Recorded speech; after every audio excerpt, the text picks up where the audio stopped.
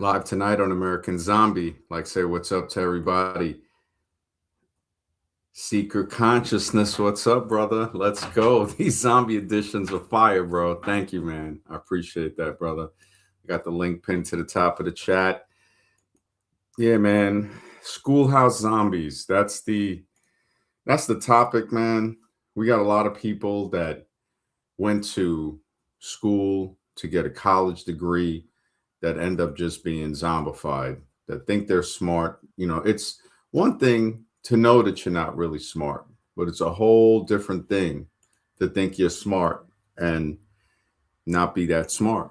Most of the time people get into serious situations because they thought they were smarter than they actually are.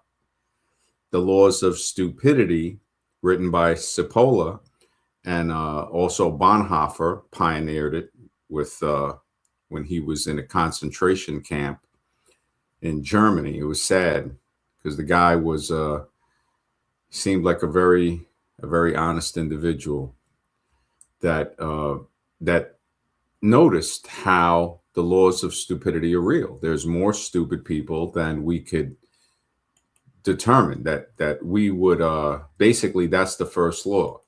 That guy, what's up, man?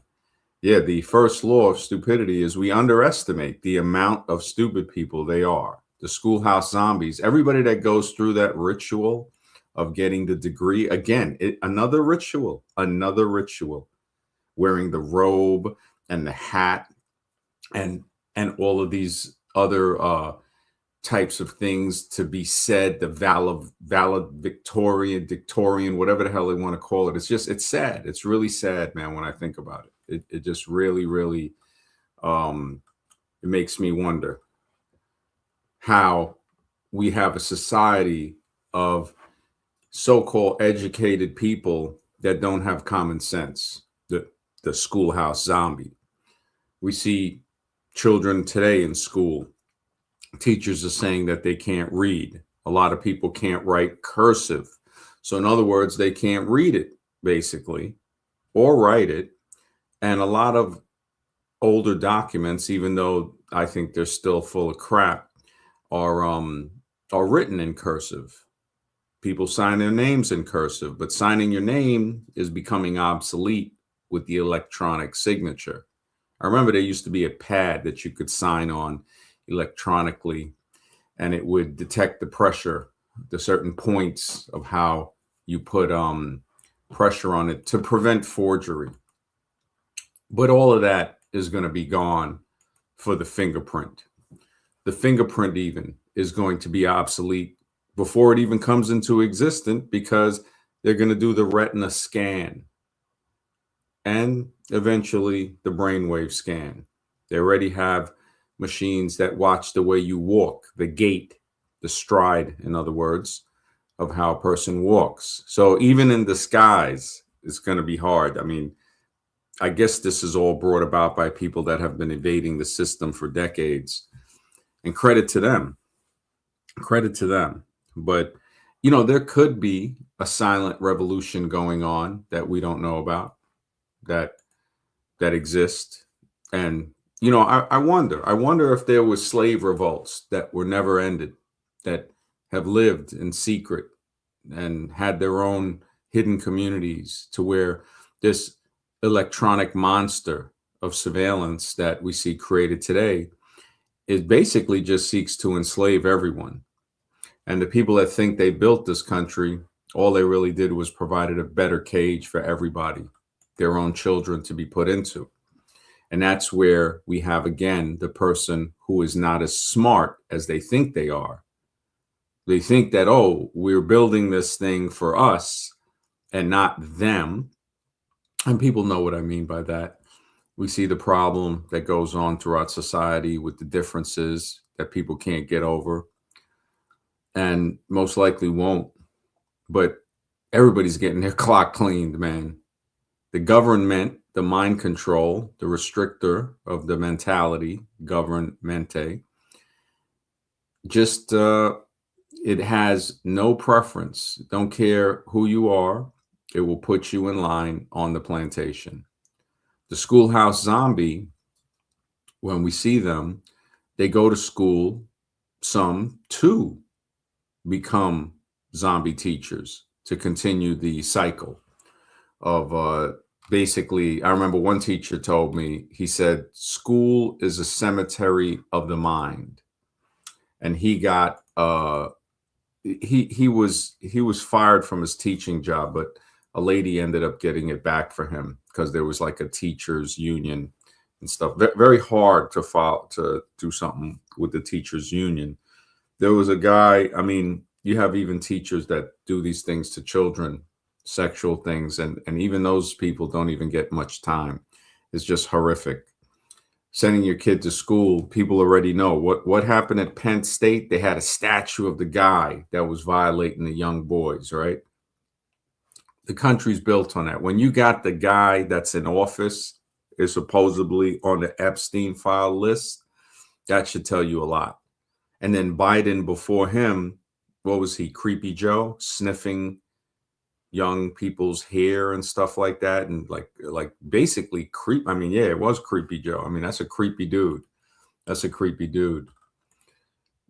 That guy says 75% of people are unaware, 15% is aware but isn't doing nothing, 5% is aware, still trying to do something to a limited degree, and 4% is doing something, and remaining 1% is actual free. I've learned more from listening to Audible books than anything I've ever learned in the 12 years of school. Yeah, man. I thank goodness that I didn't do the full 12 years. Every day that I cut out of school was a day that was closer to heaven, man. They try to make you feel guilty. You know, that guilt, and then I try to tell people there's a difference between guilt and shame. Guilt can be paid off. Shame lasts for a lifetime. And in a way, they try to shame you. They try to shame you. Oh, you didn't graduate high school and this and that. I honestly look at it the opposite way. I look at it like, wow, you went through and completed obedience training. Maybe some way, maybe that's why I'm so rebellious, even when I entered the military. And they needed that. They were glad to have somebody that wasn't complaining when he had to go to the shooting range about joining for college or something like that. I was like, man, I ain't going to college. I knew I wasn't going to college when I didn't graduate high school. And I see people, you know, think about it. You get sentenced for 13 years of schooling, and it's horrible. It's horrible. I look at some of the teachers that I had. Some weren't the most nicest people in the world. And to treat children the way that they do, that really tells you a lot about a person. Because when you grow up, you start to be like, yeah, I know what this person is. They can't tell me anything. I experienced how they treat people, even older people, relatives. Because remember, blood makes you a relative. Loyalty makes you family. And I saw the way older relatives would treat me. It was horrible. It was horrible. I'm like, wow. And then I look at them today, and it's like the shame. They know they have that shame because of what they did, and it'll live with them forever.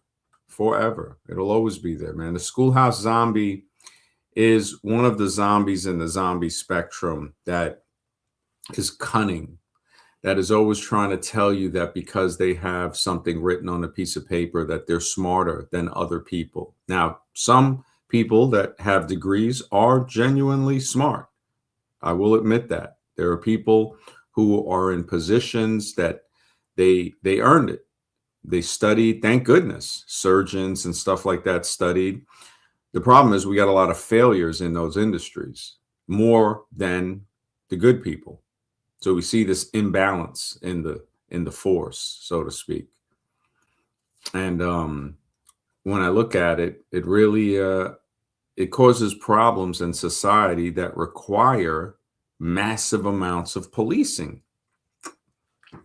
It's as if it was orchestrated when I think about it.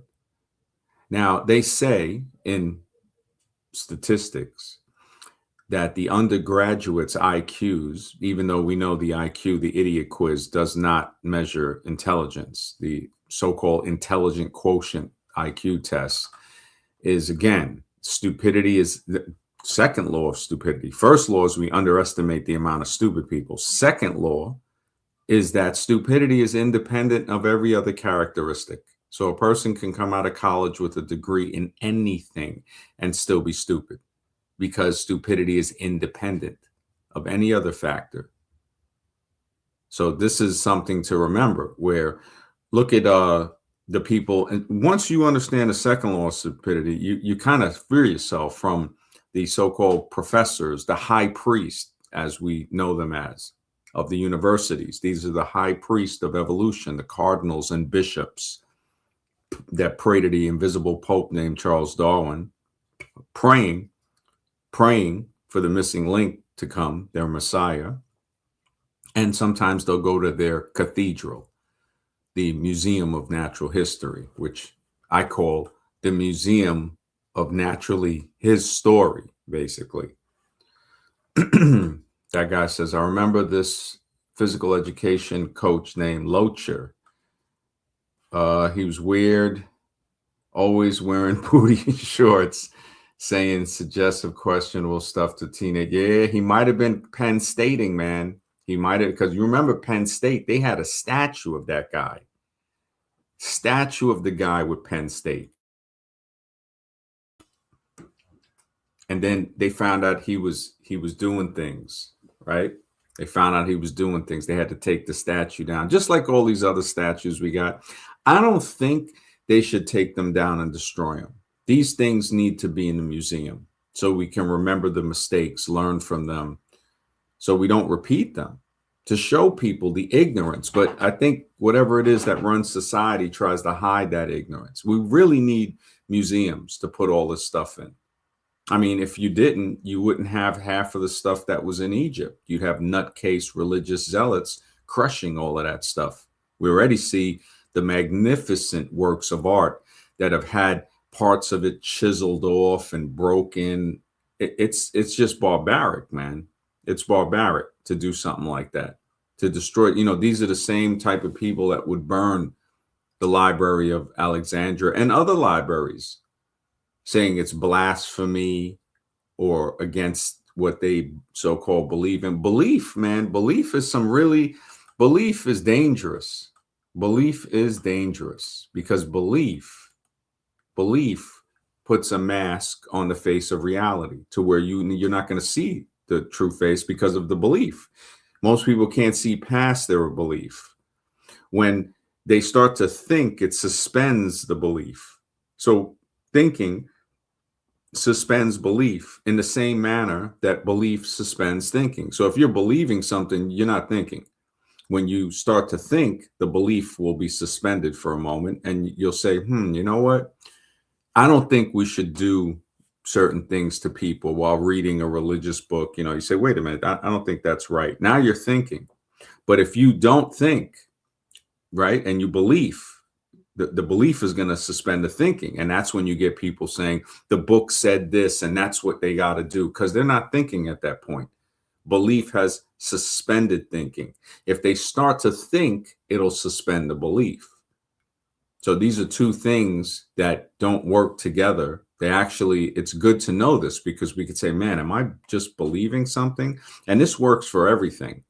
In school, they'll tell you something. If you're thinking, you're going to say, yeah, man, that ain't true. That's not true. And when you look at some of the degrees, they say some of the most regretted degrees is English, philosophy, history, social studies, education itself. So people that go into teaching, when they see the zoos that they have the teaching, what John Taylor Gatto called the public school trenches with the schoolhouse zombies, it's just sad. Kids going there. I think it was a school in Wisconsin or Michigan or something in that area that they had switched food, like the school food, with organic natural foods. They took out the soda machines, replaced them with juice machines. And they saw a change in everything for the better. It was to where they said the biggest problem they had was parking at that point. That was the only people coming to school late. That's it. There was no fights. because Dr. Russell Blaylock had a great theory. He talked about how he linked blood sugar getting to a certain level and had the possibility to influence somebody's behavior in a very aggressive way. In my opinion, I think that Dr. Russell Blaylock was onto something. He wrote a book called Excitotoxins, showing that a lot of these ingredients, we already know a lot of the ingredients that are in our food is banned in other countries. A lot of the food colorings that are said to cause behavioral problems, to cause deficit disorders, to be able to distract somebody. To one lady said that her child, I think, was 18 months, and couldn't stay still, was restless, agitated, and somebody recommended that I think it was a naturopath, recommended that she take out everything with red 40 in the child's diet. And you don't want yellow number 5 either. It goes by the name tartrazine, which is kind of, it's not good. And it's in a lot of things. But she said 18 months later, when the child was 3, so at 18 months, kid was really going through it, withdrawals, behavioral problems, possibly due to red 40. She took it out, and 18 months later, the child was fine. And yeah, so it's like that guy says, you read 2 books by John Taylor Gatto? Wow, the school system saps the creativity out of you. Man, I give you a lot of credit for that, man. That is really, really cool. That is really cool that you've read those books. He had the Weapons of Mass Instruction. I've watched a lot of videos on him and, learned a lot. I've learned a lot. I've watched hours of stuff. And I bought other books. I have The Unschooling Handbook, Homeschooling for Excellence. Drew, who came on here before, he homeschools his children. I give him a lot of credit for that, man. I think it's really cool that he does that. It really, yeah. I think we got Jake here. Is that Jake? MD, what's up? What's up, bro? How's everything going? Well, I got some good news. I just got married. And That's a good one, man. I started off with a laugh, man. Everyone was kind of shocked about what I was talking about last time. But anyway, I thought it was an interesting topic you were talking about with the school system. Oh, man. Yeah, man. I always, man, you got to be smart enough to understand you're getting scammed. And for most people, they didn't even stop to take a look around and think about what's going on. You know what I mean? Mm-hmm. If I was in school, by the time I got to high school, I was in all honors classes, man. When I was in middle school, like 7th and 8th grade, they had this like honors class program thing. And then it started right off in high school. Again, I was in honors classes, so I was like, going to possibly be getting like college credits by the end of my high school thing or whatever, but by freshman year, it's like, all right, man, now we're learning the same stuff that we already learned in middle school. We're just going like a little bit more in depth. Like, dude, we already learned this stuff. Mm-hmm. I already looked into stuff a little bit more than what they would teach in school, because some things would interest me, especially like history. And then that's when I decided, like when I was a freshman, I decided, dude, I'm joining the Marines. Like this is BS. I am not going to learn about this stuff anymore. This is stupid. And I also grew up poor. So I just started working. I started working 3 jobs when I was in, early high school. Like by sophomore year, I was working 3 jobs and just working. And, and it just, you got to know school is a scam. Yeah. Yeah. I started working when I was like 12, selling candy for a company. And then, at 14, that's when you get your working papers. I wanted to work when I was 10, but they wouldn't let me. So I actually started working when I was in I think I was in 1st grade. I used to deliver this paper. It was called like the Penny Saver. Oh, it wow. Was like, I remember that paper. Yeah. Yeah. It was like coupons or whatever. You know what I mean? Like wow. There were like little kids. And so I had this little map, whatever. It was like a few block radius around like where I lived. The guy would drop off the papers. Like the flat stack of Yeah. papers at my house. I'd wake up like super early at like 4 a.m. I'd roll up all the papers and put the rubber band on them. And then I'd go out in the morning with my wagon and I'd be walking down and putting the papers on everybody's front door, throwing the papers out to the front door. Like I started working when I was young, man. I was raking leaves and shoveling Wow. snow and cutting grass. Like I pretty Yeah. much always worked since I was poor, man. So like Yeah. Yeah. just Same here. always. Man, Same. always been working. Finally, I could get like a kind of real job, whatever. By the time I was like a sophomore, just like But we can be rich now with the yeah, internet. exactly. It's just Yeah, man, and it's working just and business. Yeah, business is that's the way. Business, bro. Having a business. I was cutting lawns. Alexis, brother, thank you for the support, man. Alexis brought out some really good, smart stuff on the last stream. He says, Jake, do you buy the farmers beating the British story? Because I mean, yeah, this is excellent because it's like they get us trying to believe that some farmers, beat the most advanced army of the time. Meanwhile, this same army was rolling over Native Americans, like he was saying on the last stream. Alexis had brought up some really good points. So do you buy the story of farmers beating the British? yeah. Alexis June, thank you for the super chat, man. You've been a lot of super chats lately, a lot of great questions. I have been listening, even when I don't jump on.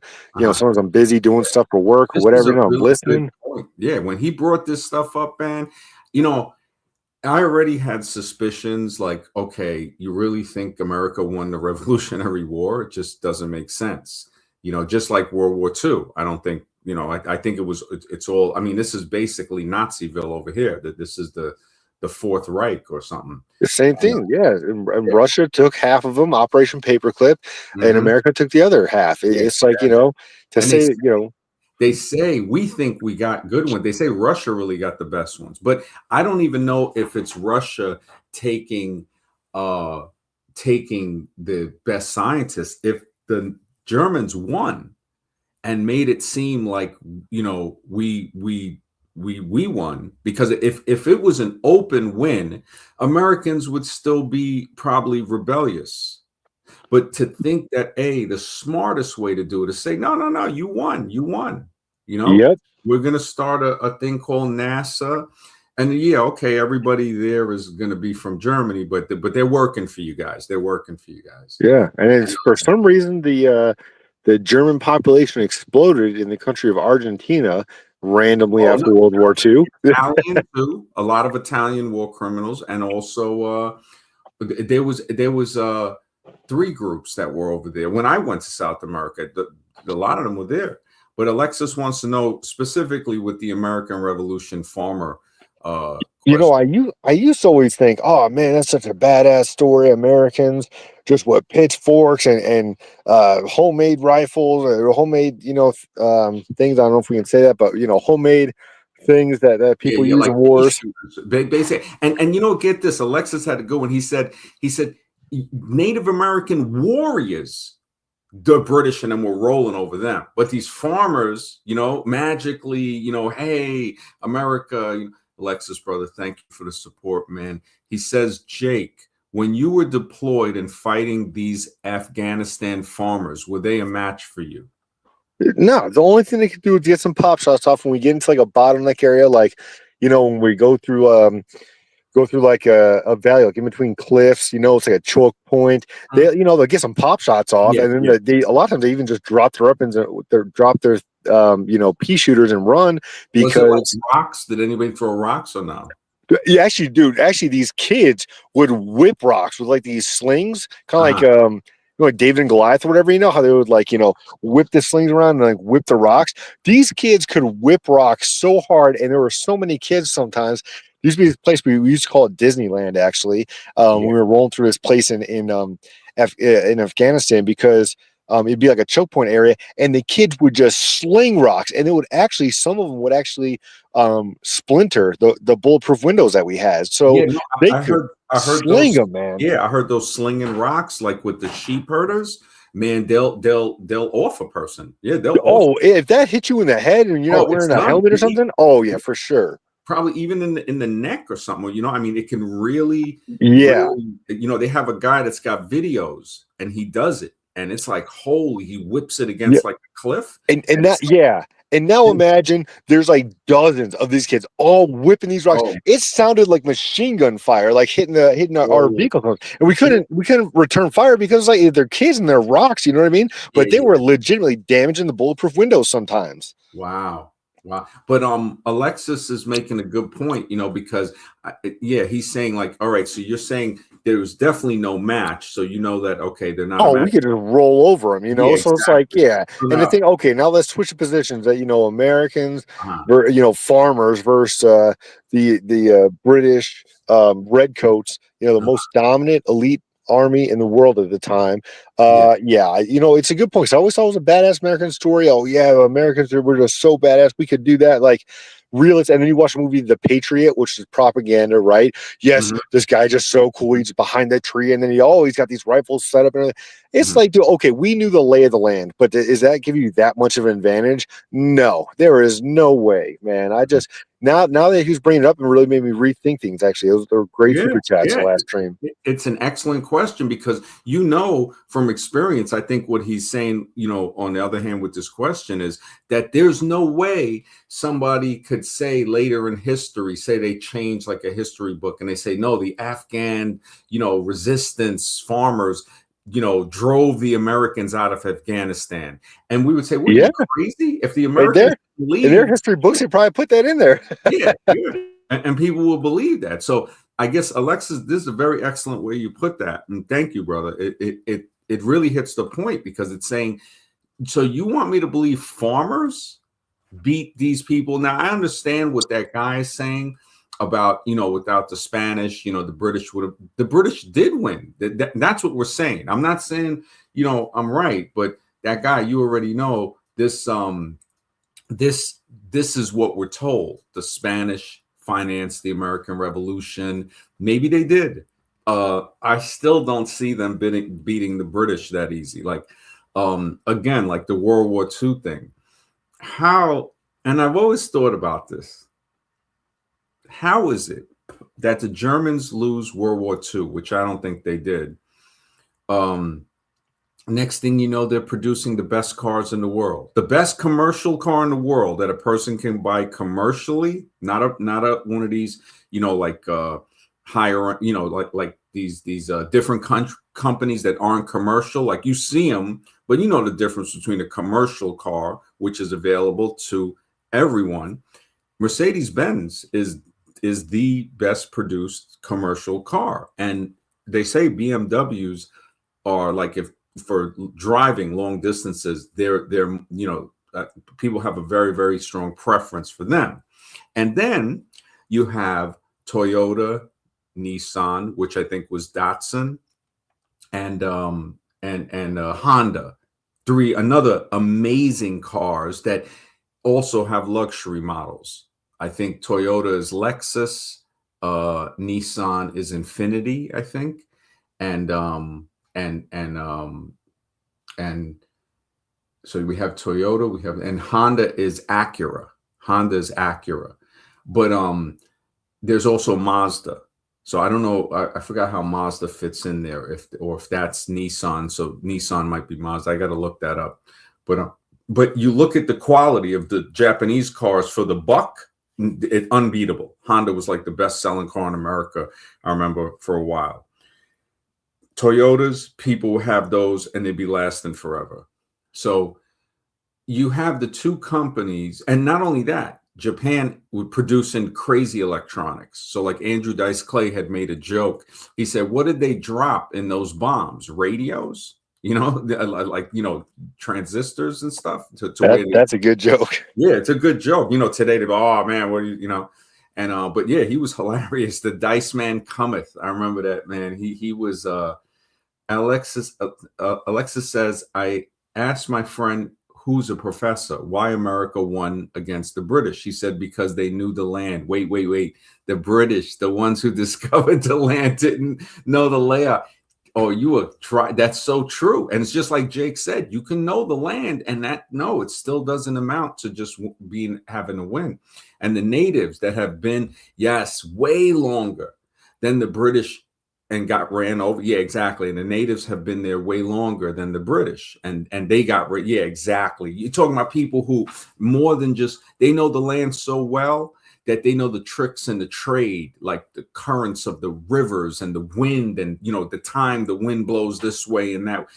Those people were so in touch with nature that there is no way you talking about they blending in with the environment. They even have like things they were saying how the Sioux or no what would no the Comanche would ride on a horse and be on the side of the horse. You think it was just a horse, and they would be shooting arrows from under the neck, and they have like little drawn out diagrams of this.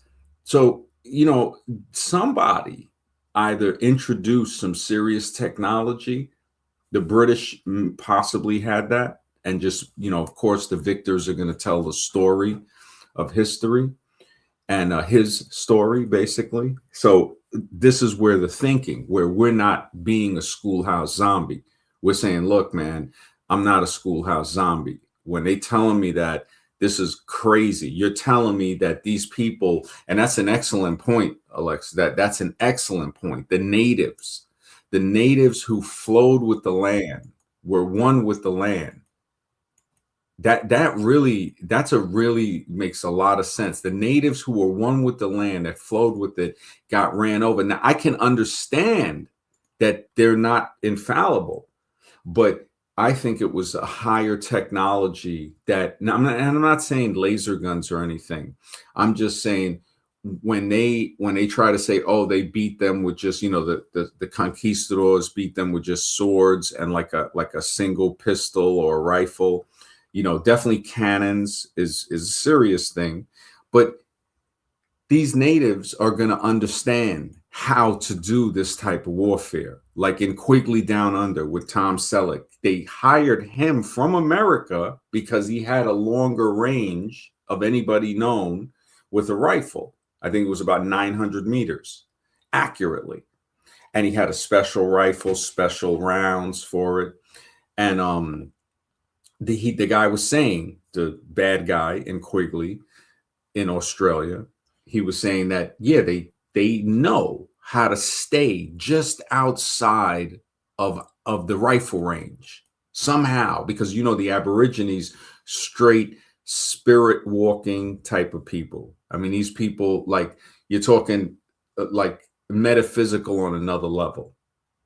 And dream world, they have one of the theories when people say, oh, a physical reality. The Aborigines say we come here from the dream world. So that's what they call the dream time. So now, could that, when I hear that, it sounds like, oh, so that's like a non-physical realm, or a spiritual realm coming from the dream time, which is really, really deep. And so these people, and they basically, you see there's like what, 3% of them, if that. One, Tasmania has none. That they killed off the last Tasmanians in like the late 1800s. And it's just so it's so sad, because when you, and it was all based again on the it was based on evolution. It's really sad. The last Tasmanian, yeah, she was a lady, Truganini. The last Tasmanian lady, most common refers to Truganini. And it was 1812 to 1876. Man, that's a sad. Tasmanian woman, also often mislabeled, the last full-blooded Tasmanian who had endured immense suffering, cultural loss during British colonization, with her life and body exploited after death.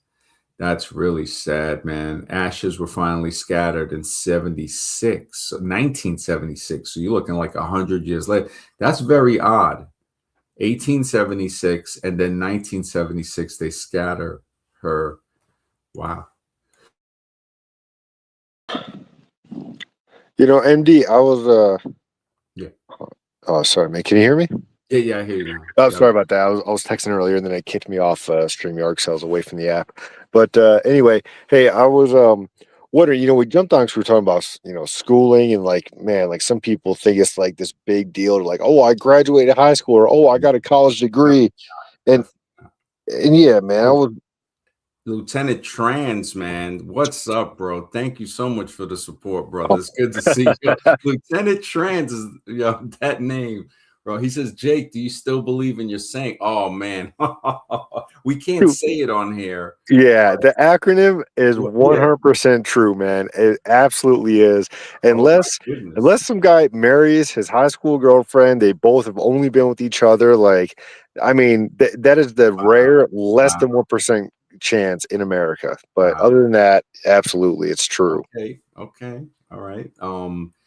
Alexis had a good one here. He said, even the weapons argument doesn't make sense. We've outmatched the Vietnamese, Afghans, and with weapons for decades ahead of theirs, yet they won. So did the natives lose? I think that the weapons, when you get to a certain point, so if you're just fighting them with basic rifles and certain things, and they try to act like this bravado or something, and it if we track it, it does seem like they had other inventions that they're not letting you know that they use. Like they try to say the Gatling gun came out in a certain year in the 1800s or something, and the cannon. And those two were the beginning of the end. It's like, okay, with this technology here, mathematically, they're only going to last for like 20 more years. And this was like in the 1800s, where I think in 1870 they say they scrapped all of the treaties with Native American tribes because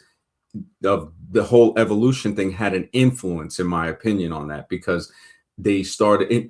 Matter of fact, in Australia, they refer to the Australian people as as as flora and fauna. There was a thing called the Flora and Fauna Act, and it was crazy because when you think about it, it's like, wait a minute. So you're classifying these people under under under as if they're like not even a human being. And they were trying to put them as saying that they were the missing link because they're always looking for a type of Neanderthalish ape man to say that we were primitive animals, and that's their messiah for the missing link thing. Wow, that was like their version of eugenics. Well, that's what led to eugenics. So if we look at it in the order, one guy had put it very, very, very lovely, where he said it's very easy to understand. He said, "Look, um, race is not the father of racism. Um, it is the child." So race, I'm just looking up Gatling gun. So race, when you would think, oh, race gave birth to racism, and he's like, no. And this is an Australian guy, I think, that said this. And he goes, it's the child of racism. So there was always some type of a prejudice. Well, I don't even. We have to, because we got to get very specific with words. And I don't think all the natives lost. Like I was saying earlier, Alexis, that you got a good point with that. Um, you got a good point with that. There could be small pockets because when I was saying that there's probably slave resistances and stuff that were never, quelled. They try to act like they got everything under control, and I honestly don't think they do because if they see, and that's a very important factor on war. You don't let the people know because if we knew this, we would feel more empowered. Definitely, if there were still native tribes that are holding out, I hope they are. I hope they are. Lieutenant Tran says, wait, then why did you take that one woman at church serious? Lieutenant Tran. Let's see. What do you say? Wait. Why did you Test, take that one woman at church seriously? the replicant Oh, test from Blade Runner. Remember that? what? Sorry, what? Remember the new Blade Runner with Harrison Ford and that other guy? I didn't see the new one. Oh man, you gotta see on YouTube just the replicant test. That is so intense that who was it? I think it was a guy. He comes in the chat called Sons of God, and he's hilarious. He said that Zubac was giving Jake the replicant test, and Oh no, I you gotta know, watch that. I don't get it. yeah, grilling him, with the test, and I think Mr. X jumped in a little, and I was like, I'm just, I was doing stuff actually. I was making tea and stuff. Yeah, I figured you were busy in the background, probably just laughing as you were doing stuff. Yeah, I was like, these guys are going. I was just hoping. I was like, okay, we got to just keep it within the guidelines. So It was a good stream, man. It was good. But hey, yeah, man, I'm always honest about everything, man. That's one thing is like, people can't yeah, say that I'm not honest, yeah, he's cool. But Jose, he was saying that Jamal and I were giving it to Jose basically. Like, I mean, we weren't really on him. It was just we were asking certain questions about behavior and blaming a person or saying, okay, what's the cause of that? Like it was like it was basic stuff where you would be like, yeah, okay, you might see it right away, I would guess. But we were like, okay, and I think it was Alexis that posed the question. Yeah, Alexis posed the question. Thank you, brother, for that one. It was about the if a dog breaks out of the fence and bites the person, is it the dog's fault or the owner? Ooh, I would say the owner for not Yeah, having building a exactly, good enough exactly. fence. So it took the Jose. We had him kind of on the unicycle for a little bit, but still, because he was like, well, and we were like, look, man, it's the own bro. It's like, and he's like, but this, and If you so get a guard dog, man, and you want him to do his job, how are you going to get mad at him when he goes and does his job? Like, is your job to the thing barricade is, that no, dog in? well, what we're saying is that, um, if a dog is trained properly and it breaks out of the fence, or matter of fact, if it's trained properly, it's not going, you could have the fence open, it's not going to leave. No, that's a good point too. If it's a Yeah, well trained dog, exactly. anything that steps over the line, over the property line, the Yeah, dog should know yeah, the property line. Yep, it's not well trained. Yep. exactly. And especially if it attacks a person. I can understand if it just, barks at them or something. Alexis, brother, thank you for the support, man. He says, Jake, thoughts on the church zombies have to go into church? Are church women really different than normal women? Okay, man. There's two parts of the question. First part, church zombies. You can definitely tell when you're in like the church congregation, whatever, right? Like, oh, 1 second, dude. God dang it! Sorry, I had We got a a phone call. call. Yeah, sorry. Well, I'm just ignoring it real quick. Okay, can you hear me now? Yeah, yeah. All right, sorry about that. Yeah, I had a call come in, just ignore it. I'll call him back later. But anyway, so you can tell when you're in the church service, right? Like there are definitely some zombies there, like people who are just legitimately like they don't think for themselves, or like NPCs, just like kind of weird people, right? But then you can tell there's some other people there too that are, like normal, free thinking, whatever people. And actually, kind of friends with one guy. Just, he's not a cool guy, man. He likes working on stuff. Like he's always like working on his car, like a wood shop, whatever. It's like, so there's some cool like normal people there. Some other people, what are just like normal people there, whatever. And then there's some people who are like, so at my church, there's not a lot of people like this, but there's a difference between Christianity and religion. So like Christianity is you're just more building like a spiritual connection with God. You're trying to learn about God, get closer to God, and have a more like spiritual connection. You feel closer to people. You want to help people. Around you, like brotherly love is like preached a lot. Like you should love people like you love yourself. You should treat people better than you treat yourself. Like those are like good things that like you're just trying to be a better person basically and trying to make the world a better place. And then you got people who are like religious, which some churches are more like you got to follow this rule and do this thing that's in some like weird part of the book. It's like the church I go to is not like that. So we actually like make fun of religious people. Like it's more just like a spiritual thing or whatever, like the stuff I was saying earlier. So there's not a lot of like like religious people really like the church I go to, but there are like zombies, people who are just like kind of like dumb and don't have any critical thinking skills or anything. But there's actually like a pretty decent amount of like normal regular people that go to the church that I go to. So it's like religious people making fun of religious people. Well, I would say more like spiritual people making fun of like religious people. Religious people, religion is more like following certain rules or doing certain things, or you know what I mean. He got a 2-part question. It says, Yeah, in the second part, yeah, let me get to that. are the church women really different from normal women. Than And normal. this is the part I actually want to say in the last stream. Now, this experience with this girl, how man, she was like saying stuff like, "Oh, are you a freak?" And like we almost started to have sex Well, you because know, she's like, "Oh, a lot of church women are kind of freaky, like their previous freaks, kind of. exactly." Like, And she it's kind of kind of was, and then we obviously freaky. knew there was a virgin. She went to college, so I'm sure she was doing a bunch of stuff in there. I mean, had got a huge past and everything too. And it's like, okay, but we're trying to be better people now. But okay, are we gonna like do this weird like, oh, we're gonna try to wait for whatever? It's like if we're both attracted to each other, like want to have sex, like in church they preach like, oh, you should wait till marriage. Like, I don't think she wanted to wait till marriage, but she did like want to wait a little while, which even like normal girls, like some of them want to wait a little while, whatever, It's like really, I probably did like push it Wait, probably you a little wanted too to wait till fast. marriage with her? No. I told her when we were talking on the phone before we even met. I told her like I'm definitely not gonna be able to wait till marriage.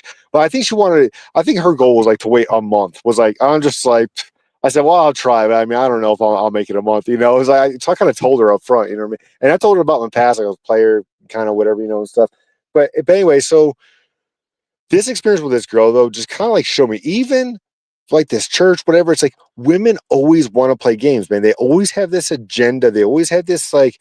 It's like, man, we were talking over the phone for like about a week or so. While she's on town, so we're talking like a lot. Like we're not like just like bullshit and whatever. We're Well, basically, in your opinion, they want to play games. in my opinion. But he's saying, are church women really Yeah, well, different this is what I'm getting to because or is it the same? Like, well, this is what I'm getting to is that or they more they freak?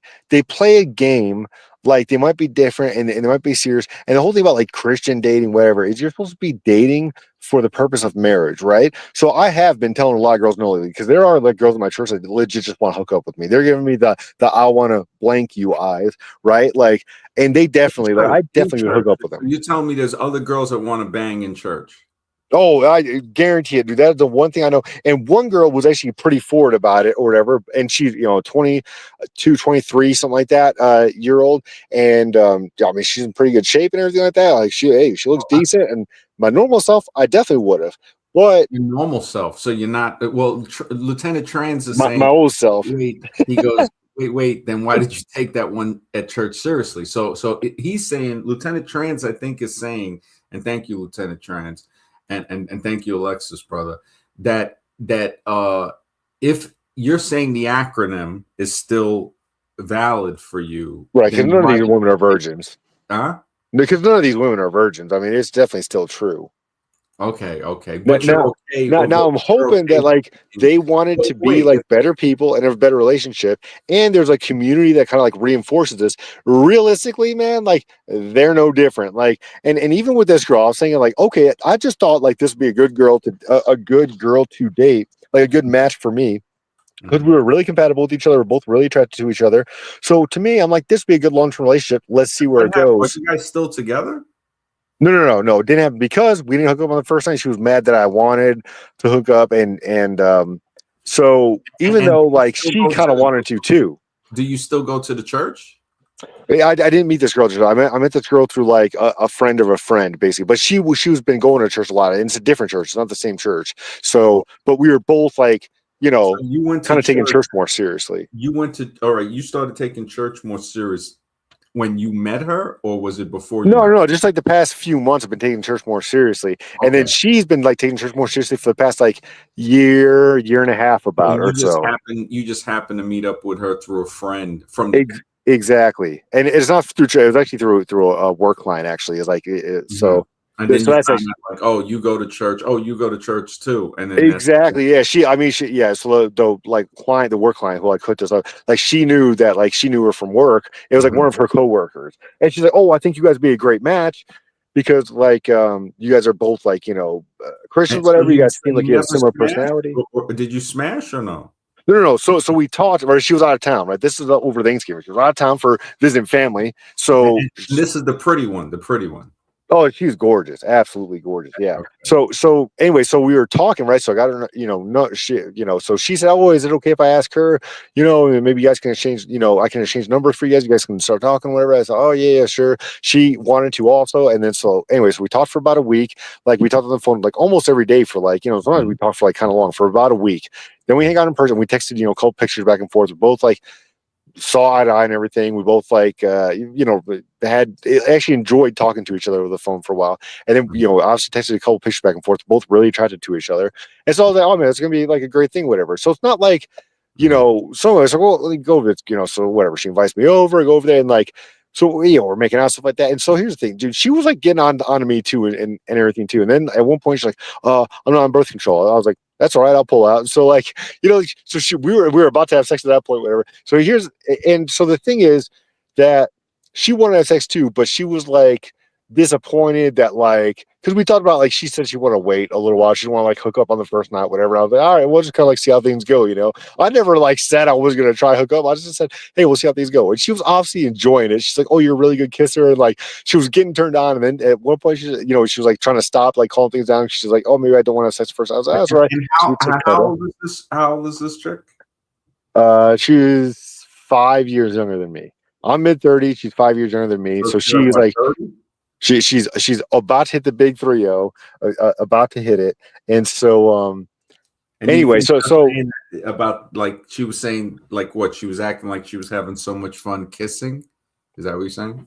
no. What I'm saying is like, oh, you're really good. She was saying, oh, you're a really good kisser. And then she said, and then at one point she said, I'm not on birth control. And I said, that's all right, I'll pull out. And then like, so we were about to have sex then, but then all of a sudden she stopped, and it's because of the whole like, church religious thing. You're supposed to like wait. And so the thing is, And but she doesn't if have any kids, or does she have kids? no kids, no, I'm not young wavy. So Yeah. Lieutenant Trans, brother, thank you for the support, bro. He says, but why would you go to church if you're awakened? Lieutenant Trans is. Oh, yeah, thank so you, this is good, man. So this isn't like the rattlesnake. Like you could drink strychnine and you could get bit by a yeah. rattlesnake. In my It ain't opinion, like that yeah, kind of church. in our opinion. Yeah, Spirit of Spicoli. Oh, what a name, man! We got to have a moment for Spicoli, man. I mean, The spirit of Spicoli. Wow. he really was a cool dude, man. Church cell. Oh my goodness, that is hilarious, man. That Now so here's what I'm gonna say though. basically, so are you so you didn't smash, and then what happened? You don't see her no more? Yes, yeah. So basically, right. So we talked on the phone for about a week. We hung out one time. We were gonna go out to eat or whatever. But I was working on my truck, so I couldn't like. So anyway, so we did ended up not going out to eat whatever. She's like, "Oh, well, I'll pick up the food." I said, "Okay, yeah, it's cool. If you want to pick it up, I'll give you some cash." Like, I'm finishing up working on my truck, so like, yeah, the restaurant was like gonna close. It was like getting late, so I was like, yeah, I'm not gonna make it whatever. Because I had to like, I was fixing something on my truck. So But anyway, wait, so like, you didn't answer the question. But why would you go to what? church if you're awakened? Oh yeah, let me answer. So here's the thing, man. Like I've always said, like there is some type of like God or creator or something, a spiritual connection in the universe. Like there's definitely something Well, there. like Whatever. Mr. Rex says, like, and Mr. Rex posed this very well. He goes, but do you really think he would be in a building? Like if that creator of the universe and everything, and he's going to be like in a building? Mr. Rex has got a really good way Yeah, of putting it. no, and that's And what not I think is saying that weird he too. couldn't, maybe some people would say, on the other side, if I'm playing both, like trying to figure it out, like a scientific question or a logical question, that people could say, okay, the church or the mosque or whatever is built in a way like a conduit to easier and people together, things happen, man. When They, people they used to, and the actual old churches. Spirit of Spicoli, brother, thank you for the support, bro. He says, Jake, what would you say to the people you've made fun of, destroyed in the past streams for doing similar to what you do? That's a good Well, question. here's what I say, man. Is that I Like, hung out with her. We didn't smash, and I was no, no, not no. happy about it. So we didn't. So I I know. didn't keep going on dates. I didn't keep spending money on her. No, It's no, like, no. We understand that, but what the Spirit of Spicoli is saying, thank you, brother. That name is just beautiful. that is a good name. He says, Jake, so is it like, have you seen your mistake? What would you say to the people you made fun of? Would you tell them, look, man, I didn't mean to make fun of you, or I'm doing the same thing? fun of, destroyed in the past streams for doing the similar to what you're doing now, like where you were Ric Flair. I'll give it to you, man. You were Well, definitely Ric Flair. And, here's what I and would I say. gotta, I have a part in that influence. I can't say that it was just all you. I mean, when we used to play the clips and all that, and I can't even play them any now. And it was funny. I mean, it was great. It was great. But so is he. So Spirit of Spicoli is saying that. What would you say to those people? Would you that you made fun of, destroyed in the past streams for doing? I would ask Jose if I could borrow his green scooter. Oh man. Now here's what I'll say, I don't dude. know. Was it Jose? You made fun of Jose, or no? Jose wasn't I doing don't it, know. I'm just joking was around. he? I still think that I No, skipped a I black don't think. pill. I think it was We just didn't hook regulars up, in general. so I left and I stopped talking to her. Yeah, I think it was just people in general. I don't think, or maybe you did. I mean, but No, Spirit of it's Spicoli, pretty much everybody. I just picked on Jose 'cause so it's funny. basically, like, would you be like, "Hey, man, I understand now," like, or would it still be? No, well, what I would say is that, like, dude, I don't just talk about the black pill, dude. I actually live it. I want to actually like try. Okay, are church women any different? I want to like kind of fully answer this question real quick. So the thing Okay. is, I thought maybe, hey, maybe things might be a little bit different if they have a community of like people are trying to be better people, going to church, like trying to clean up their lives a little bit or whatever, right? So I'm like, okay, so um I was thinking maybe that would help, but what happened is this girl thought that she can control me with peace leave. Like, and she realized she can't. Like, if you're not gonna give it to me, then I'm gonna be out. And I was like kind of upset the other night. I told her before we hung out, like, hey, we both had one night stands before with people that we haven't, got to know this much. Like, we've talked on the phone for like a So it's like, week. Like, when you think of that, it's like, how can she? It's hard to be intimate. Like, I mean, she's pair bonded before, so it's like, and it's not saying nothing against people. Okay, one or two times, whatever. this is a good But if point that it's you're too bringing up. many times, yeah, we know that if it's too many times, it's But you get, part of the oh problem, wow, I think, was oh, her previous we got relationship with her ex, we and got so we got she has too much baggage. You know what we I got mean? So Brianne Cole's Schoolhouse Rock. Yeah, Schoolhouse Rock. Schoolhouse Rock was kind of cool. Conjunction junction. What's your function? And the verb was kind of on. Schoolhouse people Rock. who can stream other guests, I'm not sure. But Um, anyway, Spicoli says people oh, who've great. been in and out of the stream, other guests in the Yeah, past. So other guests that have come on that you've roasted, yeah. destroyed, basically, made fun of. What would you say to them? Like what would you say to the I would people? say the same thing. I was, yeah, for talking to a girl over the phone for a week and then going to hang out with her and trying to hook up with her on the first night, and then you didn't, so you stopped talking to her. Like, to me, I'd be like, okay, yeah, that was good. I mean, why would you keep spending money on dates or wasting money out there? Like, I didn't take a plane trip, to a different country to go meet this girl. It's like, this is a girl that lives in the same city as me. You know what I mean? Like, I drove 15 minutes over to her place. We hung out. If we're both attracted to each other, we should hook up.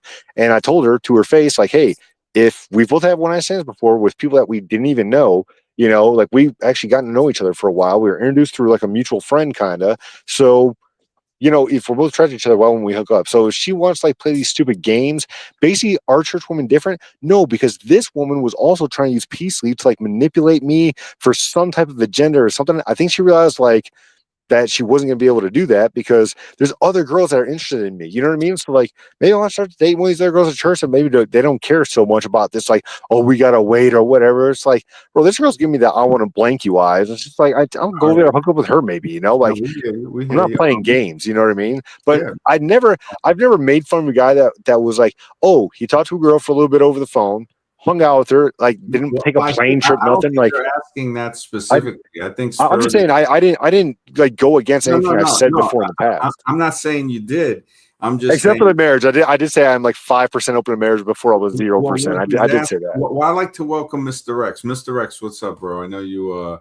No, no, no. Yeah. I just tuned Let's. in because work has been a bitch. But Oh, yeah, okay. good to see Jake on the stream. That should Yeah, be an yeah, exciting stream yeah. here. Well, as the Spirit of Spicoli asked Jake, what would he say to the people that he's made fun of and destroyed in the past streams for doing something similar to what he does now? And I would say I've never done anything like Neo Cuck has done, but no, no, no. It's just, Well, all I can yeah. say, and I'll say it to Jake because I know, and I really love Jake. I think he's great for the stream. He's entertaining. I really enjoy his input. But AWA, the acronym I think is dead yep. now. Yeah, It's yeah, Yeah. yeah. We can't say the acronym. Yeah, and I you don't want to know say we it. abide by the YouTube guidelines. Yeah, and I never agreed with it. I said, okay, it can Oh, even. it's 100% true. What I could No, come say. on, man. Come on. We can't say that anymore. Well, No. it's kind of like you're It's saying. true. Remember when you said that if a guy marries his high school sweetheart, whatever, it's just them. Wouldn't that prove it to be untrue? Like even if it's 99-1, it's still the majority, but it's not all. You see, the all is Well, harsh the problem is, even when guys marry their high school sweethearts, a lot of times they still don't cheat on them. You know what I mean? The thing is, if it's two people, there are stories. I mean, if it's true, and it could be Thank you. If it's true. exactly, and that's you're 100% right with that. That okay, have they only been with these two people? We don't know, but Is it when you look possible? I mean, I guess anything is possible. Is it probable? Yeah, probably not. no, probable. It's actually pretty probable when you look at, I don't think especially, so. especially if you do it for remote like locations. If there is no access, or there is like when you go to certain place, that's why people go to these certain countries, because they have lack of access. They only have access to the local men, so there's not that many people. So something like that, people that have a family, say the native population of the Philippines or Thailand or Cambodia, or it seems to be that would be somebody that is just with the other person. There's a lot of instances. My parents, even though my father did do stuff on the side, but my mother was the only person that he was with. It was an old type of marriage. There were a lot of people in America like that in the 50s and the 40s. Yeah, I was gonna say back in the day, not any time after 2000. Well, let me just We see. can't say He all, though. We says, have to say Jake, some if we're going to do Lieutenant that. Tran says, Jake, be honest. If someone came on the stream months ago and said they were thinking of marrying a Christian chick because she's perfect for him, you would have flamed that guest. Yeah, I agree. I agree. Now here's the thing. Okay. At least you're honest. I know 100% agree. 100% agree with the At comment. least you're But here's honest. the thing. I never flame anybody for Right. trying to go on a date with a girl or trying to hook up with a girl, though. And that's all I did. So I don't think I did anything wrong. Well, yeah, he at least you're honest about you would flame him. But Spirit of Spicoli says, but you said you would marry her, right? Within one That's day right. of texting her, though. That's right. Nah, I didn't say within one day of texting her, but that's after we talked for about a week. We were both Are you like, saying you didn't say it? Are you saying you didn't say it? no. I'm saying after talking on the phone for about a week, we both were kind of like, yeah, like we both want to date with the intention to marry. We both want Because to guys see are each gonna other. pull up Like, the timestamp of yeah. if you said it. If Yeah, you said no. So He's the saying within acronym was one day thrown of out the texting. window, Jake. I You didn't. threw I out the didn't say. acronym out the Yeah. window. You're ready for No, marriage. I didn't say within one day of like texting. Neil Cuck and Jake high five each other on the same plantation. Oh, That is good. That's the best comment ever. It's hilarious, man. That's good. Thank you, Spirit of Spicoli. Alexis says, no, Jake, you said you were thinking of marrying her. Holy Yeah, smokes. no, I did, but not after one day of texting. All I'm saying is not after You got one the day of texting. timestamp. After a week. Yeah, right. After we talked on the phone for about a week. Yeah, after we talked on the phone for about a week, then we both were saying, yeah, down the road, if things keep going good, we do, we were thinking about getting married, but it's not after texting her for one day. I mean, that's all I was disagreeing with.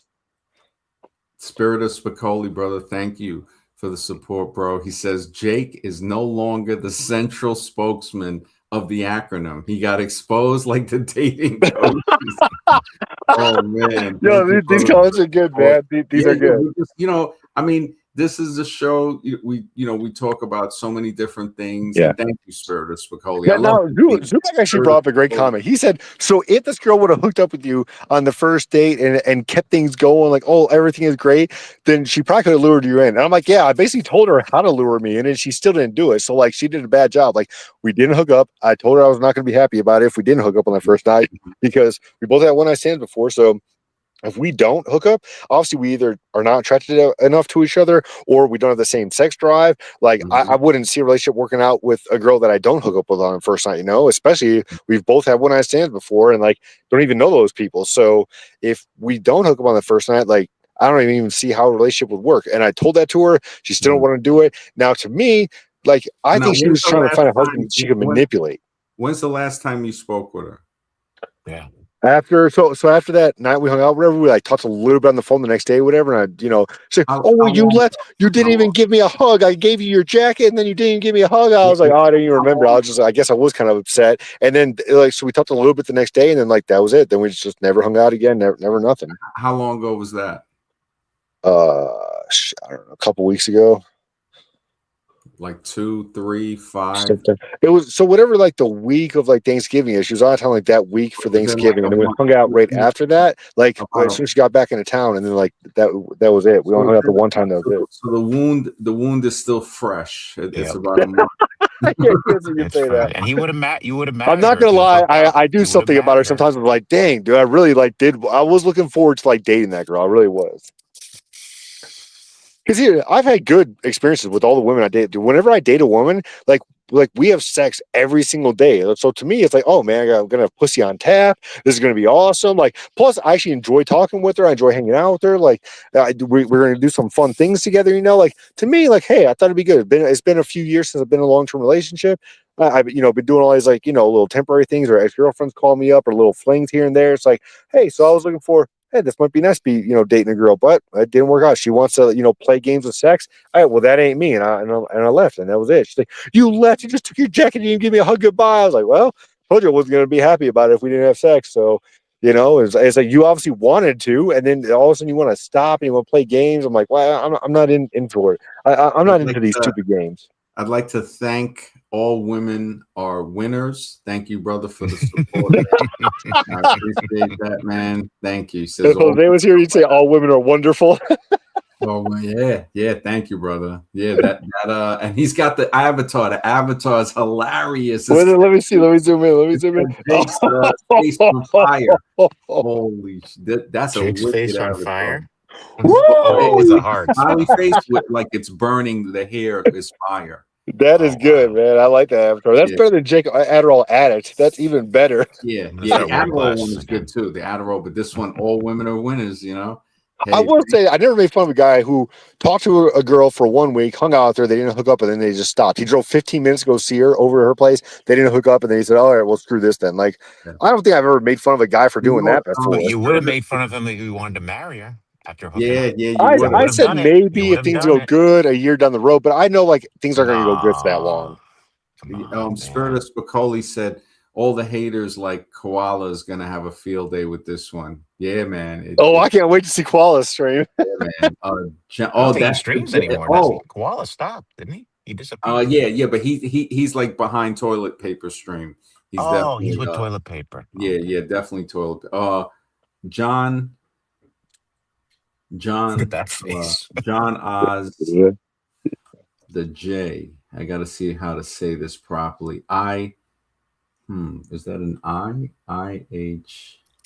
Wait, I-O-H. So, or maybe it's Jono Slantej. I don't know. Thank you for the support, man. But I think it's Jake Adderall. I think it's Jake Adderall Addict. That's the avatar. Jake. Thank you, brother. I appreciate it, man. Yeah, it's I'm trying to figure out what does that say. I can't figure it out. John No Slan, the J. I think it's an I though. Yeah, it is an I. I think it is an I. Oh, we got Jose here. This is gonna be. We got to stay with the. It's Jake the Adderall addict, man. I knew it. The avatar. Thank you, brother. Thank you, definitely, bro. Yeah, man. We got Jose here, so I guess it's gonna be replicant. Yeah, replicant on Jake probably from Blade Runner. All right, Jose. I was only borrowing the green scooter. I'll give it back. You can hold on to it, man, because honestly, I think you're gonna need it at some point, bro. Because you're spiraling, man. Like, bro, fuck, brother. I just, I heard you when you said you turned 35 and you felt like you went through, like, kind of like a moment that you reflected that you were like, that's why. Because from what I understood, because I overheard a little bit before I just jumped on. What happened? You're not gonna date that girl anymore or whatever? It ended. No, we didn't hook up the first night. It's like, all right, well, I guess it ain't gonna work out. You still talking with her? Going to the church and the stuff, like see her? Like, what's up? No, she goes to a different church, so I never see her. You never see her? Oh, okay. So she just dumped you because she was like, man, this guy's this guy's crazy as hell or something. Probably a little bit of that, and I told her in the beginning, like, I'm a sex addict. If we don't have sex on our first night, I know we've both had one night stands before. Like, so if we're not gonna hook up on the first night after we got to know each other for a week, talking on the phone, like, we obviously are attracted to each other, like, and she wanted to have sex, but the thing is, she wanted to play games about sex. Now, I'm not going to be in a relationship where we're playing games over sex. That is not me. But she told you she wasn't gonna do it before you married her, right? So your thing was just pretty much like you looked at the What? situation. No. She wanted to wait 30 days. Is actually what she was saying. Like, she wanted to wait at least 30 days. And you couldn't wait 30 days. Like that's all you had to do, and then you were just like, Nah, it seems too fake to me, man. Like, if you have a good emotional kind of like friendship connection, whatever, like you see eye to eye, and you're both really attracted to each other, why would you not have sex? To me, it's just like, no, I just think it's fake then at that point. it's all fake, man. Like it's come to a point of from doing the shows with the MD Scribe, yourself, Mr. X, and it just you reflect on this to say, look, when you're with the boys, you realize women play games because we're players in their game. At Facts. at the end of the day, brother, like you were born alone and you're gonna die alone. It won't Yes. make you will be happy if it makes you happy that you have kids, that you start a family, because that's something that you wanted to do. But never lose sight of the fact that your life is yours to make the choices and decisions with it that benefit you. And if for you having a family or getting married and settling is a benefit because that's your mindset, then that's you. Right. Nobody Because really I has need a little help. I'm a little crazy, a little off the rails. I think, like, man, if I had a family, it kind of like calm me down a little bit. But the problem is, you got to trust a woman who wants to play games, and no, that's why I was just like, yo, screw this. Jake, look, I'm gonna give you some advice, man to man. At the end of the day, the best relationships are with the women that like you, that you didn't have to impress them. This girl Facts. wanted to impress her. She wanted you to jump through her hoops. She wanted you to be religious with her. She wanted you to be waiting 30 days and all that. And look, man, if it was only that, I mean, whatever. Like, it's up to you how much you care about actually trying to get that peace lead from the specific woman that you would be willing to jump through those hoops. But as a man, it's more. That's why in these law of 48 laws of dating, keeping your balls at all costs is the real reality of manhood in your existence. That That's why I had to leave. I didn't give her a hug goodbye, grabbed my jacket and left. I'm like, you want to play games? I'm out. I don't know why you invited me over here if you just want to play games. That's why I was not happy about that. it's that you were playing yourself. See, you can't blame her for No, playing that's a good point, Jose. You're making a good point right now. I'm just listen, man. Life is rough, and the only ways you learn is if you're actually getting tough love from people who at least care enough to tell it to you, then that's at least something to help you, bro. You are gonna make yourself happy in your life.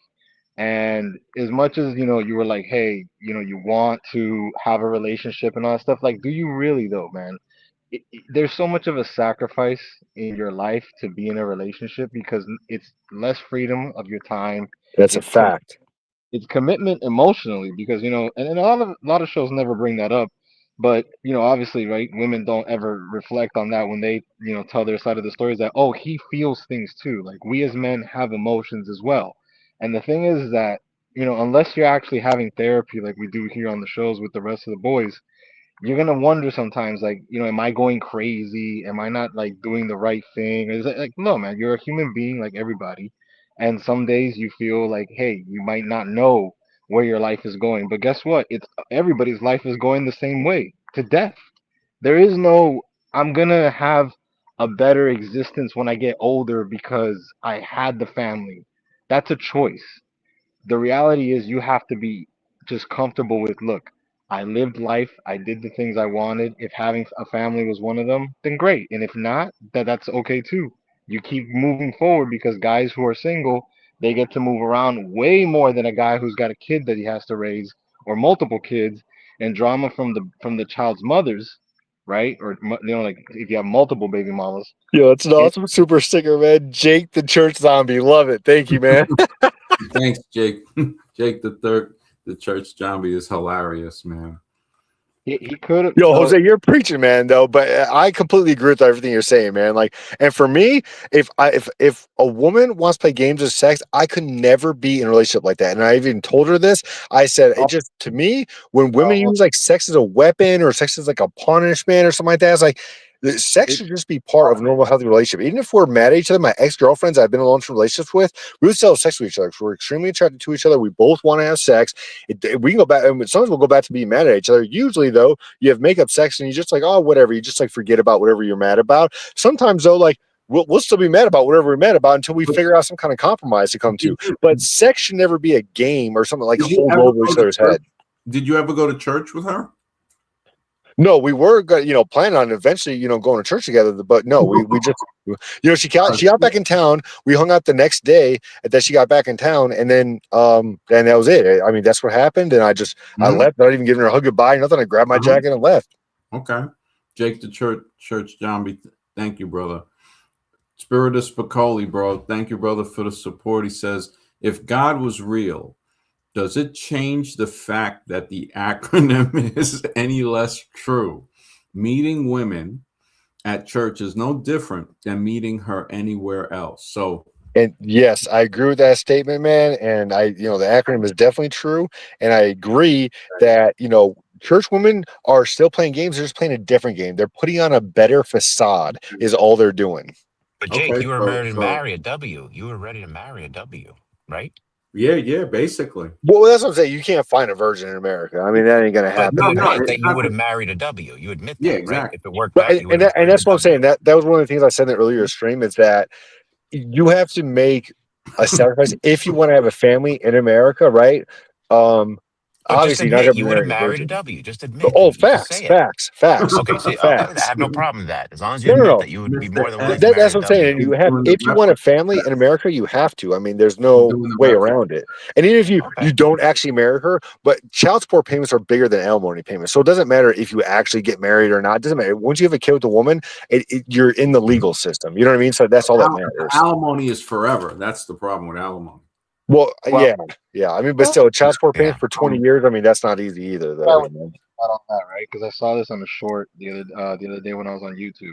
A guy with a very successful business was having a conversation with his current girlfriend that he met the girl as he was building the company, but they weren't married. And he told her, like, look, we can get married, we can do the husband and wife thing, but you got to sign this prenup. There is definitely the whole with the prenup situation thing. There is definitely ways that you will test the chick in the sense that if she really wants to be your wife, right, as the guy, if she wants to be your wife, then this isn't about like, hey, the fact that if we get married without a prenup, you get to financially grate me in case you decide to separate from me, at any given point. With the prenup, it's like I don't got to worry about all that. Alimony will be limited for only a few years, and you get only like 25 instead of like over 50% of like basically like my liquid asset, basically of cash, because you don't have to lose your house. But when you present that in front of women, see that's the part where when you really understand that the majority of the time, most women are in the marriage game because they're going to literally take away half of the guy's stuff after, or like it's immigration status and all that stuff. Like you start to see right through it. I'm talking to a chick that she wants to try to run that game with me because she wants to get, she never said it. She just says that, oh yeah, she wants to, have a partner to grow old with and have more kids, raise a family. I'm like, no, not doing all that. Like you have to learn that, in life as a man, you have seasons. Jake, if you're in your, middle or later 30s now, similar to me, the reality just is that as we get older, if we don't get more money to be able to keep up with, like women who are gonna like demand more from us in terms of money, it's like if you're doing the pay to play route, as we get older, they just, they're not gonna be the same options. We're gonna have to settle for less if we're trying to get it for free, because at that point it's just whatever you actually attract. Hey, Go ahead. I gotta thank you, Spiritus Spicoli, man. Thank you, brother, for the support. He says, I think what happened to Jake, he tried to buy 48 Laws of Dating. He accidentally clicked add to cart on the other book, 48 Laws of Single. Oh. That's such a good super chat. I think he's right. Spiritus Spicoli is talking is got something there. We gotta Spiritus Spicoli is hilarious, man. keeping it real, man. Thank you, Spirit of Spicoli, man. The You know, name. I still say, What a dude, like, name. how did I simp, dude? I went over to her house, tried to hook up. She didn't want to. And so I left. Didn't even give her a hug goodbye. I just took my jacket out of her hands and left. It's just I like, don't bro, know, like, we man. didn't hook up and I'm out. Like, I think I your don't know. wound I don't think is that's simping, but whatever. I think It's the desperate. wound is still there, right? I'm saying like it's a What's sense up? of desperation, Jake. Like the thing is, Jake, you got to know something. Desperation. You said it was desperation? No. Oh That my girl, like, goodness. we're both really attracted to each other. We did like see eye to eye on a lot of stuff. Like, I did actually see myself dating this girl like long term. You know, I've been in other long term relationships before, but you Well, know, hey, I months. I wouldn't And say no, it's desperation. she had you Oh, ready to. Wow, she had you feeling like that before the smash. if she would have smashed it, she could have kept reeling me in, but she was too dumb to. Yeah, I told her how to reel me in. She was too dumb to do it. So, if you want to play games with the peace sleeve, okay, well then I'm out. And Jose, here's the other thing about like, like out of desperation, whatever. Is that the thing is, there's other women that have been looking at me, but I've been telling them no. So I'm trying to like. Seriously, like I'm sick of wasting time dating women because Jose, you did bring up some good points where there's like a time investment. Like I'm busy working all the time, and I don't want to waste time dating these girls, like talking to them all the time. About girls I don't like see myself being in a long-term relationship with. Alexis has a question. Jake, you're ignoring the part about you saying you were seriously considering marrying her. No BP person would ever think of marriage. Nevertheless, go on a BP stream to talk about it.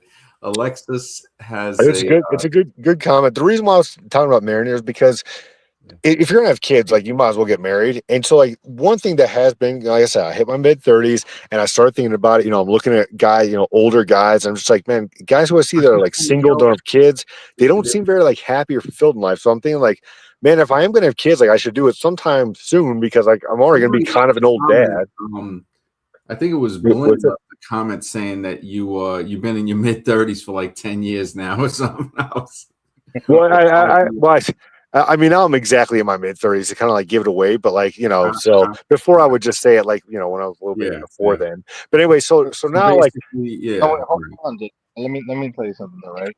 You see those guys that they might be without kids or somebody and stuff, but what else do you see in those guys? Do they have a passion? Do they have a career? Do they have that's the thing, man. Like even guys, so right, obviously guys who just seem like they seem kind of like dead on the inside, right? Like because they don't really have anything. But guys who are like quote unquote like successful, right? Like they got money, they got maybe a big friend group, whatever. There still seems like there's something missing. I do think like it's a normal thing to like be with a woman and have a family. The problem is in America, you can't be with one woman, until death do us part. It just doesn't exist nowadays, Alexis has a question. He says, Jake, you believe in society brainwashing that you need to be married to have kids? No, I'm just saying the court system. If you have kids with a woman, you might as well be married because you can't get out of child support, and child support payments are huge. I mean, it's just like it's 20 years. So like, get married or don't get married. Whether you're married or not, you're saying. Yeah, you're in the court system. Yeah, you're in the American court system. Spirit of Spicoli says, I'm mid-30s. That means it's time to go back to the plantation. Yeah, Spirit of Spicoli. So it's a good question though, because someone else brought this up. Whatever. The thing is, like, I don't see myself like I'm kind of picky when it comes to, like a long-term relationship with the girl, right? So I just been having little flings, whatever, and just stuff like that, like lately. But this girl, like, I've only been in 2 long-term relationships because I'm kind of picky about them. And like once every few years, I'll get into a long-term relationship. And it's been a few years. I haven't met like a girl I could see myself being in a long-term relationship with. This girl I actually could, after talking with her for about a week, and we sent pictures back and forth. Like we're both really into each other, and it's like, okay, yeah, this is a girl I could see myself dating long term. So that's why it just happened to be like, oh, it's not like, oh, it's my 35th birthday, I got to get married now. It's just like, no, that's not how it happened. It's just like this girl I could see myself with long term. Mr. X, do you have anything on Schoolhouse No, Zombie? just listening. Oh, Schoolhouse Zombie? Not yet. I kind of missed the beginning part, to be honest with you. Yeah, because we know the evolution zombie is definitely. Speaking about that, that's actually why I jumped on here. But a question came. Andy, about the whole school thing, like we both know like school is BS, right? Like if you were going to improve the school system, like I guess some ideas of how to improve it. Like, do you want to say like like you got any ideas of how we should improve the school system? You'd have the home school. You'd have to get with other people and end up funding like a school, get a building, hire somebody. It would cost like maybe about, on the low end, maybe like 100 grand a year. So if you had like, say, 20 families that had a kid that needed to be schooled, Or and they let's would, let's just I like where you're going with that. Let's say the community, right? Like all the parents decide what they want their kids to learn, and then like you can send them to that school. And so like what would your ideal school system be?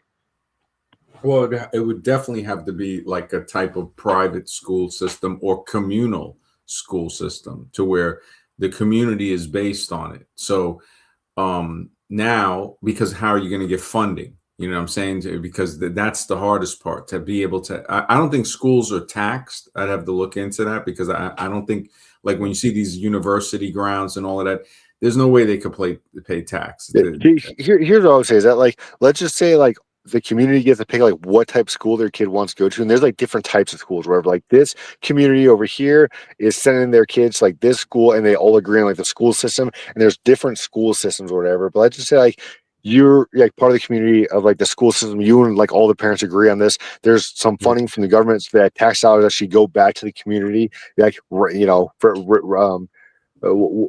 have thought that the tax dollars actually go back to your own community, and so like the parents get to choose what kind of school system their kids want to go to. All Well, these you like got to remember the parents system, right? agree on. This is what's hard to teach the schoolhouse zombie. The system is so like self-tightening, like when you get caught in a self-tightening knot or a trap, basically. It's like a trap. And to where they make us pay them money, right? And then they use that money to build things like the fighter jets and the tanks and all of that, to keep us enslaved, to pay them more money.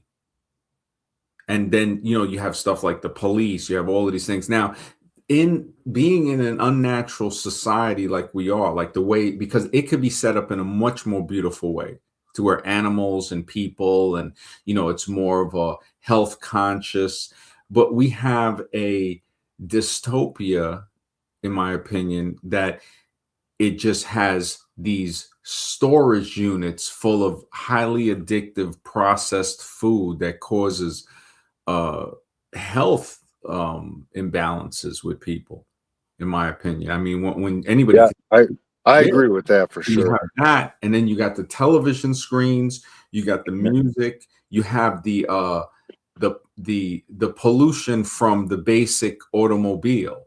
So like in the city in Amsterdam, I remember there's parts where people just ride bikes. So it's you can breathe easier. It just has a better smell. So it also, you'd have to have, the first thing first, you'd have to have land, and you'd have to have it where you could get adequate water. So you got land and water. You'd have to have water filtration, and sewage treatment, a plant. Well, I'm not talking about like building a whole city. I'm just about the school system. You know what I mean? Like what do you think? Like people should, let's just say you go to school from first grade to you're 18 years old when you become an adult. Like what do you think? Like the school system, like just like the basic like progression of the school system should be. Well, you can't in public. It's not realistic to train it to change it. Spirit of Spicoli says all schools indoctrinate people, whether it's private schools or low income schools. Yeah, they definitely do. There is, I think John Taylor Gatto was saying something about, or it was another author, maybe I think he was the father of American homeschooling. Oh man, what was his name again? The father of American homeschooling. I had a book by him, John Holt. Yes, John Holt was the father of American homeschooling. But yeah, they all indoctrinate. The home teaching. See, you got to be real careful on who teaches your kid. We get in this thing thinking that our kid needs to be in a room for 8 hours a day to learn something. Meanwhile, they're going to be outside of that box for most of their life, unless they work in an office or something like that. Yeah, they'll understand it. But even then, you're going to be experiencing the outside world. And like how you were saying with schooling, when you learn some stuff in school, you start to it could be so disheartening that it can affect the person psychologically. That's why at a young age, it's like it might be better for them to learn more about the natural world, to say, okay, how things work. Okay, like playing a game of, you go to the supermarket and you know which foods are like not edible.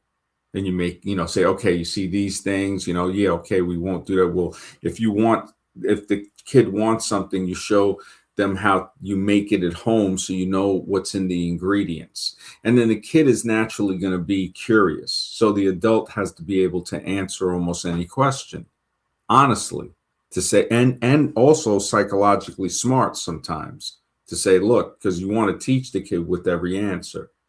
And Yo, that's good. I agree with, like, reading the nutrition labels, understanding what's in food, and understanding more than diet, and like how to not become obese like most Americans are. That should well, be part of like elementary more than school. that, more than that, because kids will be like, you say, okay, we put the flour with the water, and we know that the water's been filtered from the stuff that was in it, and we make in the dough, right, with flour and water, and you add a little salt or whatever, and the kid's going to naturally say, well, where do you get the flour from?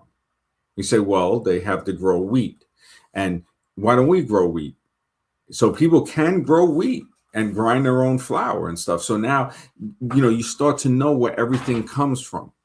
You start to say, okay, so have I ever looked into the people that bring the flour? Do I know a company so I could see what actually goes in this bread or in this other stuff? And honestly, you can make it yourself. It just takes a little more. It does take some more time, and it does take, you got to know how to bake it in the oven, but it is worth it, because you know what it is, and it's fresh. Like even with vegetables, they say that if you eat vegetables when they pick them, like lettuce and spinach and stuff, that they start to create this thing. I think it's called oxalates, they're saying, and that those things can they're not good, basically. I think they can form certain mineral, let me see, oxalates. Yeah, they're natural compounds in the plant that it forms strong bonds with minerals like calcium, and it can cause certain things. They're saying you don't want those type of health problems. So it's not that some people will say, "Oh, you're not supposed to eat spinach and stuff," but it's really, if you eat it fresh, if you pick it and eat it, then it's not going to have that in it. It's just showing you again how much more we need to eat more fresh things, and somehow we think that we don't. I mean, I don't eat enough of that stuff. I try to eat like an avocado, a tomato, but not lettuce. I haven't been eating lettuce or spinach because the spinach has been sitting for a while and it builds the oxalates. And now that's not good to eat. And other people will tell you, oh no, the spinach is just not good to eat. And they don't really know. I think, yeah. Spirit of Spicoli says, but if the school has a good outer aesthetic and looks pretty good, it's okay to send your kids there, right, Jake? Oh, oh man, Oh shit! I just heard my name. Sorry, what do you say? Is the school if a good outdoor setting looks pretty, it's okay to send your kids there? I'm not sure what that means. Like, why would that? But if the school has a good outer aesthetic and looks pretty, it's okay to send your kids there, right, Jake? You see what he's trying to say? He's trying to say, No, I don't get what it's a reference to like the girl. So even though we know the school, right, is not good to send your kid to, he's saying if it has a pretty outside, like the girl, you know the deal, and she has a pretty. Do you get what he's saying? I guess saying like the pretty outside would be like, oh well, she says she's a Christian, so she's different. Like I guess okay, now I can kind of relate it there. Yeah. Well, he's saying it with the school, so yeah, he's putting it. I don't know. It's kind of funny, yeah.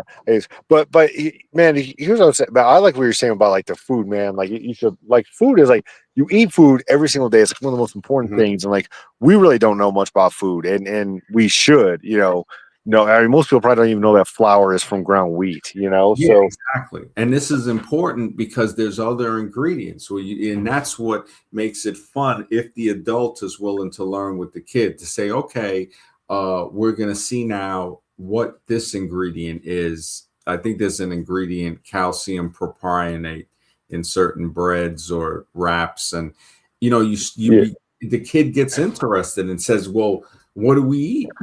right. You get to that point where it's like, well, we got to go through this basic, this ritual to make the food. Thank goodness. Because if we actually went through and like, okay, what's in this food? Or like, what's in this? And all of a sudden, like, oh, okay, well, we need a laboratory to create some of this stuff, and then the kids look on us and like, wait, what? Like, well, I don't think this is right. Maybe we shouldn't eat this. Yeah, and that's just the food. So now you also have the textiles like rugs. They had a thing about rugs showing how they give off some type of outgassing, and it can cause problems. It can cause rug outgassing problems, because I remember there was a study with mice, and they're saying it can cause headaches, dizziness, nausea, and respiratory irritation, with potential long-term risks for sensitive people, with children. It's also children, pets. With proper ventilation, they're trying to say, you do need that because it produces compounds from certain rugs, especially polyester and polypropylene. So, there is so much around us, like certain paints outgas. You have certain items. Somebody might get an item made out of plastic or something that's fresh, and you know how that has that smell. That's actually the chemicals being released. Candles, you definitely don't want to be burning candles, and you don't want to use air freshener. Febreze, I think they said, had something of where it had something in the spray, I think, that was saying it does something to your nasal senses, to where you don't smell the smell anymore. So it's not that it covers the smell up now, like how a perfumey smell would do. It's a spray that alters the air, where when you breathe it in, it does something to your nasal detection system to detect the difference in smell. So the odor still exists, you just don't smell it. So it works in the opposite way of somebody spraying a spray to cover up the smell of something else. This thing is spraying a spray to where you inhale it, and it's just some straight Dr. Frankenstein, Mr. X. I was going to say one takeaway we can take away from the public school system: just public schools, public housing, whatever public term you want to use, it all comes down to the same thing. Don't let government solve the problems. If the people just need the government to give cash, that's what they need. They need a check in their hands from the government. Let the people solve their own issues. Because we see what happens when the government tries to do it. There's control, there's corruption. You never get a good product. You certainly don't get a good product for your children. You look at the inner city schools and so forth, you get disaster. So, yeah, are some people going to do the wrong thing with the money? Of course. No ifs, ands, or buts. But you know what? I'd rather see it in the hands of the people than let the government create some bureaucracy that's going to fail and it's going to be worse. So that's just my 2 cents. Some people take the money and send their kids to private school like they should. And that's what the money should be used for. But, don't leave it up to the government. The government always fails. The government is inefficient. It's corrupt. It never works. So don't let the government solve your problems. That's what I think.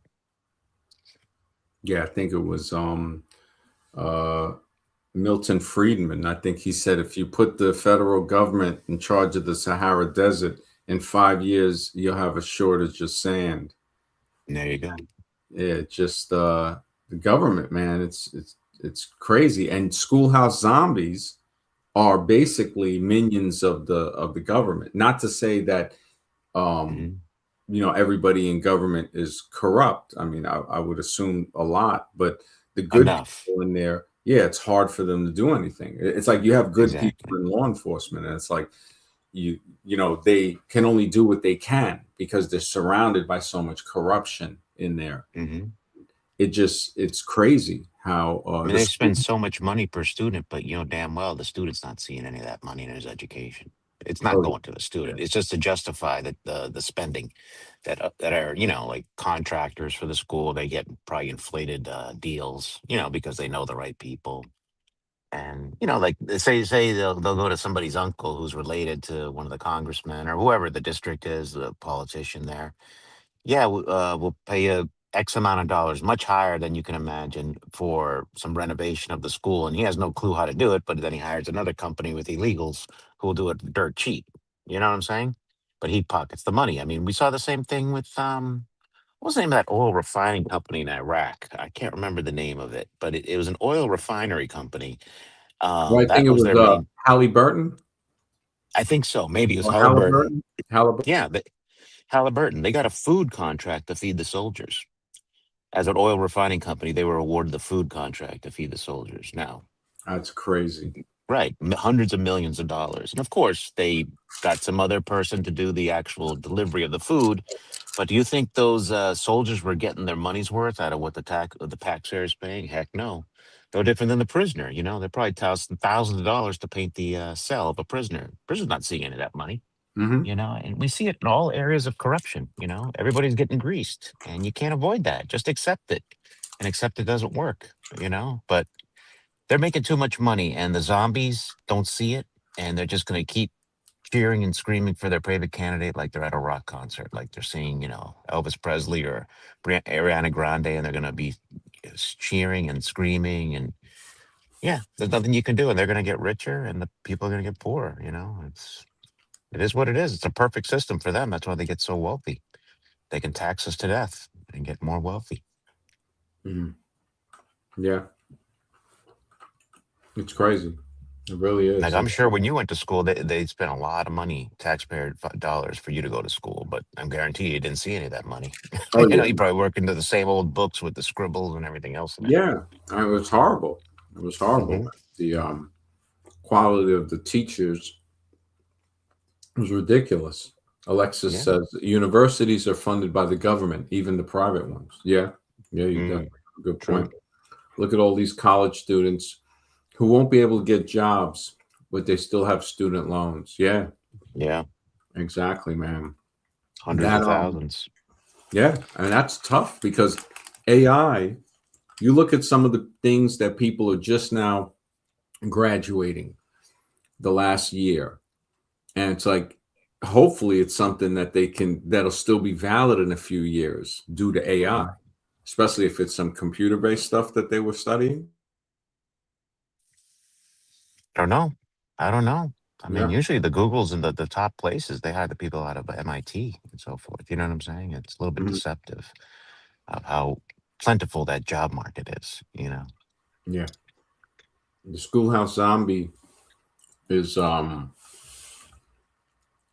now is it seems to be more they're creating a lot of schoolhouse zombies because people are going to school for stuff that just basically, I mean, AI is making a big change. Computers It is. alone have been, yeah. It is. I read 75 million jobs by the end of this year might be eliminated That, worldwide on a worldwide basis. and we're just seeing an electronic net get tighter around things. The surveillance is off the handle. Yeah. I And mean, robotics too. Amazon going straight robotics for their warehouse and yeah, distribution centers. yep. Yeah. So it's like consumer, and we saw what happened 5 years ago.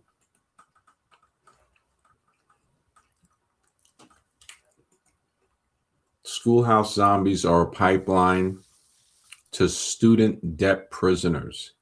Yeah. I agree. Mm-hmm. I agree. But Spirit have of you ever seen some of school. these things for the colleges? They actually promote the party culture.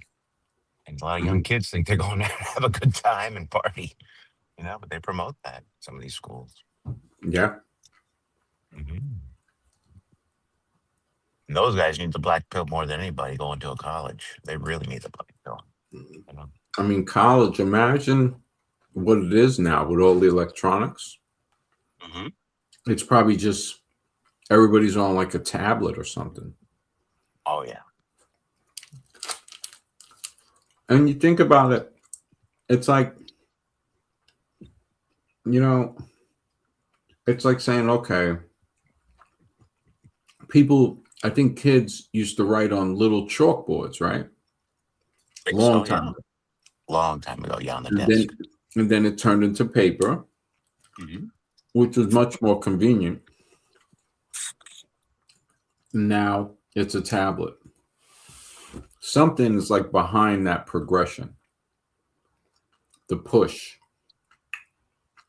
to basically the metropolis, like that movie from the 20s. Yeah, I've seen clips of it. Alexis says schoolhouse zombies are dangerous because they think they are right from their research, but are just as controlled as all others. Absolutely, man. Yeah. Absolutely. Totally.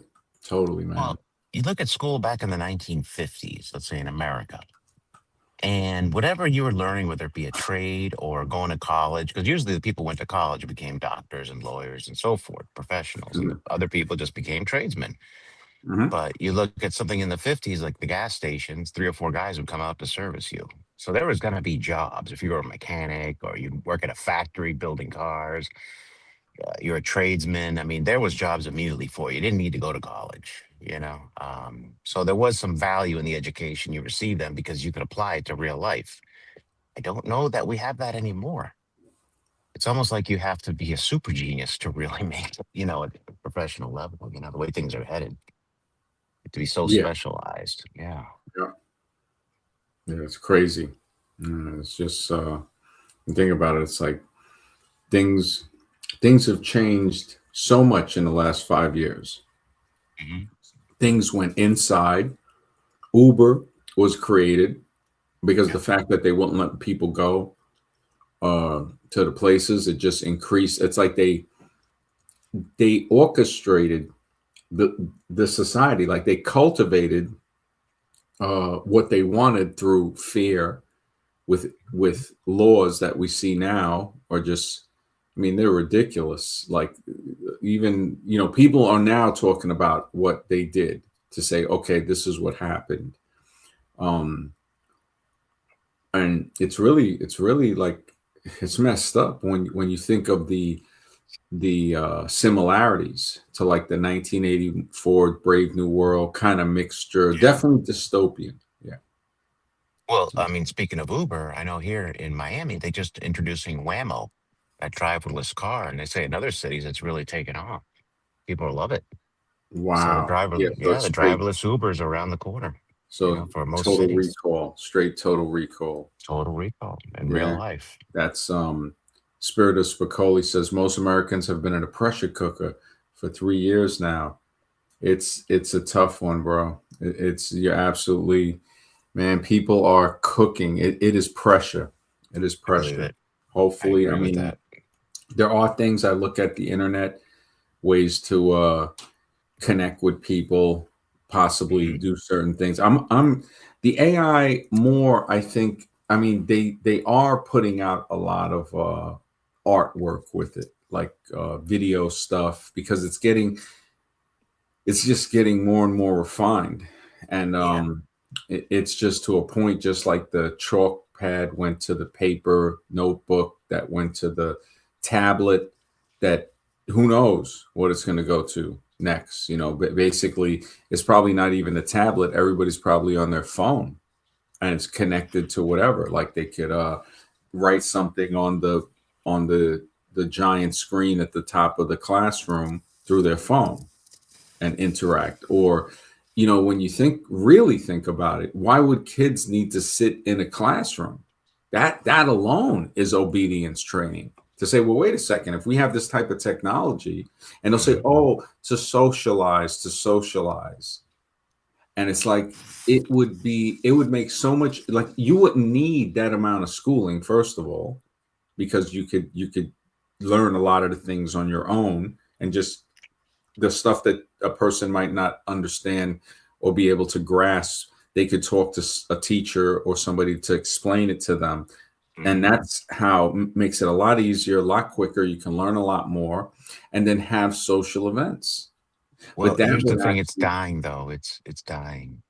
well, if we did that, that would lead to an actual better society, to where Well, but people would be like, oh, I like going to social events because I'm mhm, not having to socialize like a farm animal while we're sure. sitting in a classroom and can't even really socialize until, like, it basically trains you for the basic dull soul deadening life, to where it's like, oh, so we can only talk during lunch, and then we got to go back basically plantation, unless if you own a business, like interacting with this world. And people that do practical stuff know this, interacting with the world, it's like, business, you you understand, like you fulfill that societal need, that they might say, to say, okay, we're social animals, but we also need isolation. If you don't have that, you get, your emotional batteries get worn out.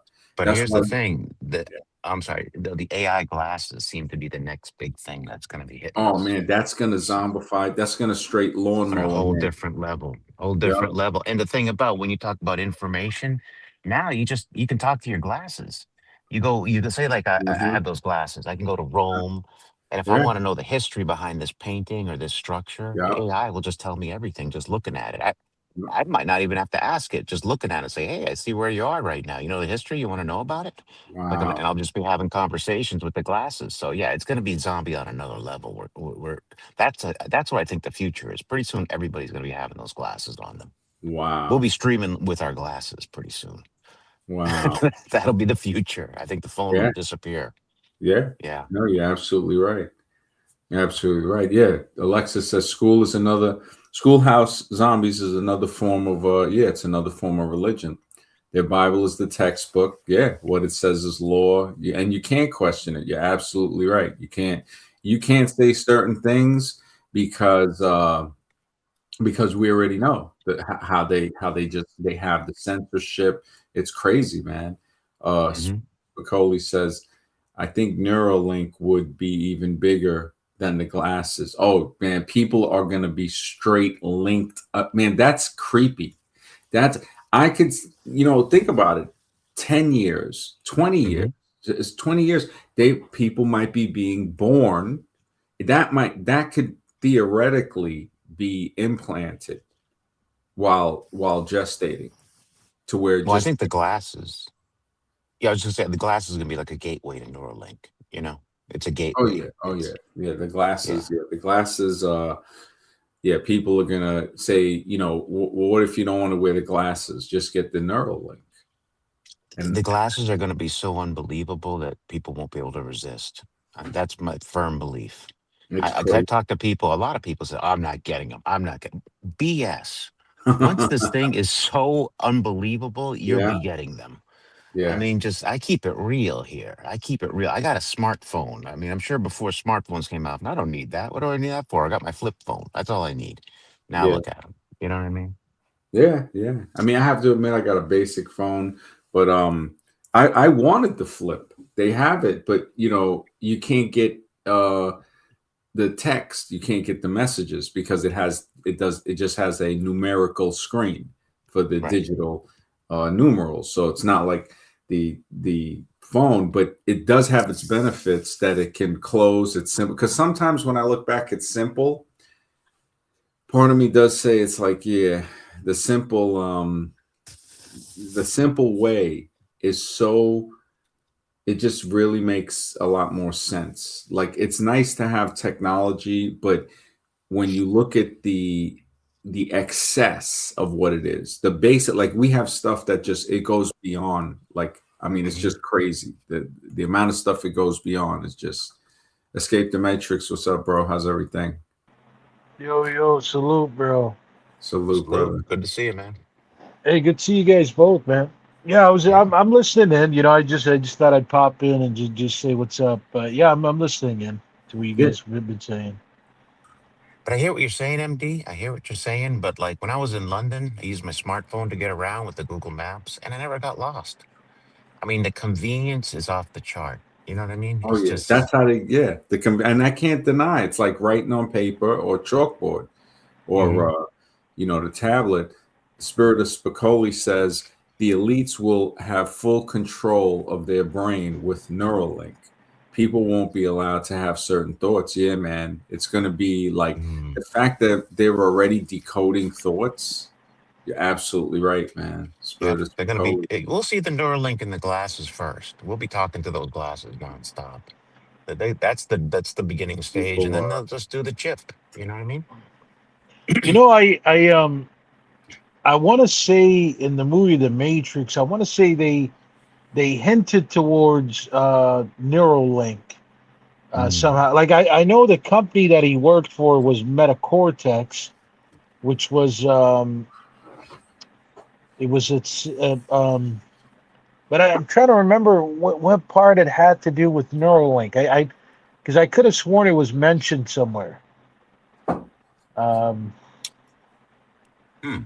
I just I can't don't remember remember where it either. is. Yeah, I, yeah, I w- just I can't. was actually watching the clip of the Matrix the other day because I was looking up things on the fourth dimension, and they related it to the Matrix movie that when he was able to stop those bullets from coming, he was able to see them at a different dimension. I think they were implying that in the movie. I don't know if that's true or not, but it's kind of interesting, because why was he the chosen one? He must be able to see things that other people can't. And but yeah, I don't Let me know. ask you this. What do you okay, I can give you what I believe the bullet thing was about, but what do you think it Absolutely. was though?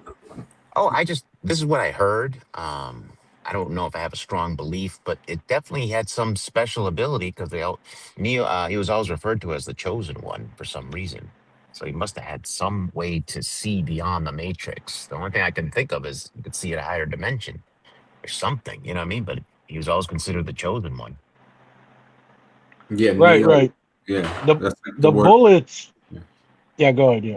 No, no, no. Go ahead, go ahead. What do you I, mean when he dodged the bullets in the Matrix? yeah, I mean, to me, like, okay, maybe I'm just thinking it from my perspective, but to me, I kind of took the bullets as they. You see, we can. I feel like psychology is a new way to go about things. We don't really have to get into spirituality and list things as demons. We can go in psychology and say these are negative thoughts, or these are what psychologically messed us up, but we could work on them just like we could get rid of demons or whatever. Now, what am I trying to get at is I feel like those bullets were a symbol for like a psychological attack. Like, they call them demons, religious people, but in psychology, these would be like your negative thoughts. And if you go earlier in the movie, Hmm. Morpheus tells him, he's like, "What I'm telling you is, Neo, Oh when yeah, you'll be ready, you won't have to dodge yeah, them." yeah, Right? exactly. And Yep. Mm. I believe he's just getting to a point to where when one can get into the subconscious, one can have be stronger than one's mind.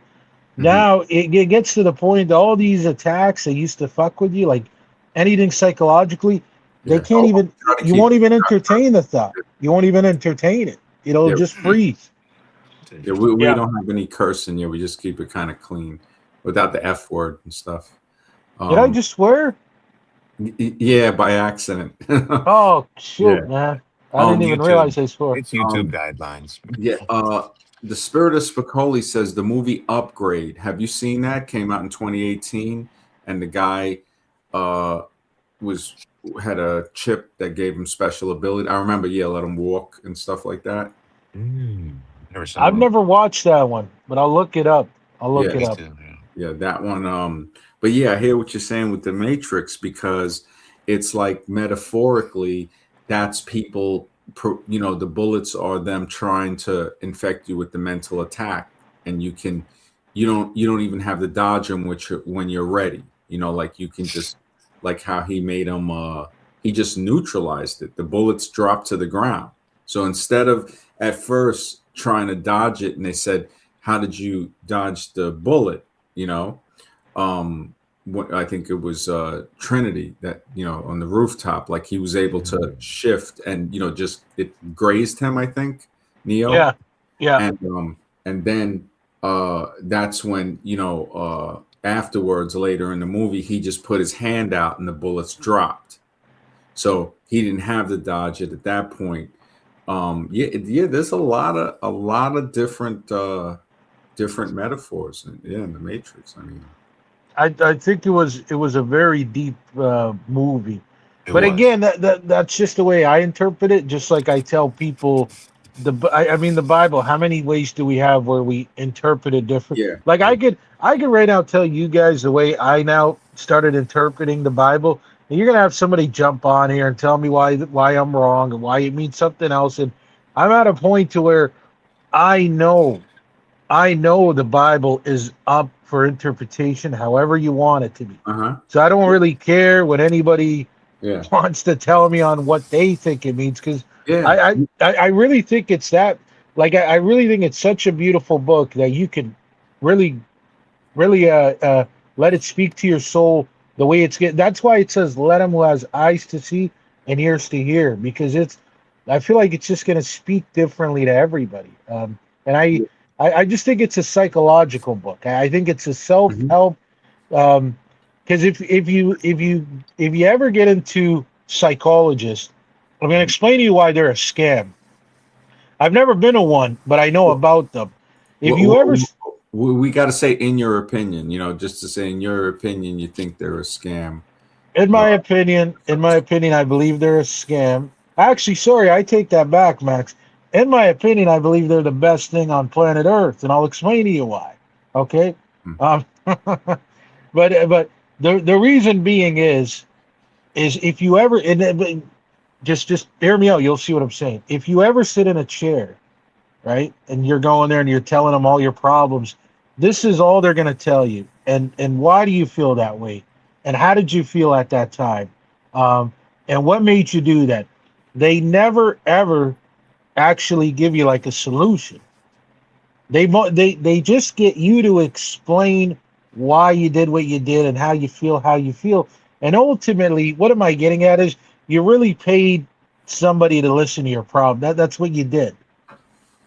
So what am I getting at is if you get into the Bible, which tells you to seek within, you're gonna know ultimately it's telling you you could be your own therapist, your own psychologist, and that's the only way to go about it. That's the only way is to read the book that way and be your own. Because like if you came to me, Max, if I'm your therapist, there's things you're not even gonna tell me. There's things you're gonna keep a secret. We all have like secrets, man.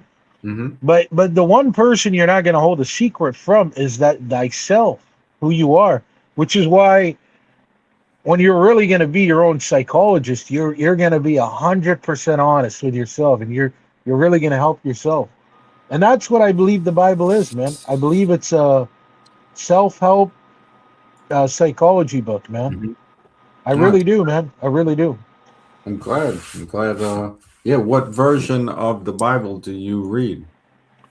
Um, like it's mostly I'd say the King James, but because that's usually the one that they put the most. I read a little bit of I don't know if you ever heard of the dual range version. That one is like from the 1600s. That's a older one. Oh wow. Uh, yeah, Can I that's ask you something, actually Escape? yeah, Do you yeah. believe in evolution, or how do you feel about evolution? Um, I used to not believe in it. Where I stand now, I'm just gonna be honest with you, man. I kind of, in a way, believe there's a truth in everything. What But I truth do you don't. believe in the evolutionary truth? What do you believe in that? Well, just what was I gonna say? If you kind of look at anything, any type of belief system we have, it kind of Hmm. does in a way hint towards some form of like evolution. In a Hmm. way, anything in society, anything in life, in a way, does kind of hint towards where you have an evolution, whether it's a soul, mentally, physically, like even as a body when you work out. I, I I used to think it was ridiculous that we came from a little lizard in a pond and then evolved to a Sure. land animal, and now we became I thought it was crazy, but now it's like I don't know if it's that much crazy. I'm not gonna sit here and tell you I believe it or I don't believe it. But I isn't used it to still a not. belief? If you accept it, is it still a belief? Because we If I can't prove accepted, that. yeah, We yeah, can't correct, prove that scientifically. We can't prove correct, yeah, millions of years and show the change in a lab. So it still qualifies as a belief, no different than any other religion. absolutely, yeah, no, and that's all they are, Max. They're all, to me, it doesn't matter whether it's a Hmm. religion, a philosophy, or even what modern day science pushes. That's what I really think they are. I think they're all just beliefs. But I'm trying Yeah. to really link. I'm really trying to link them together because I'm trying to figure this out. Hmm. If what science says, as far as when they give the Big Bang theory on how life itself existed, Sure. started out.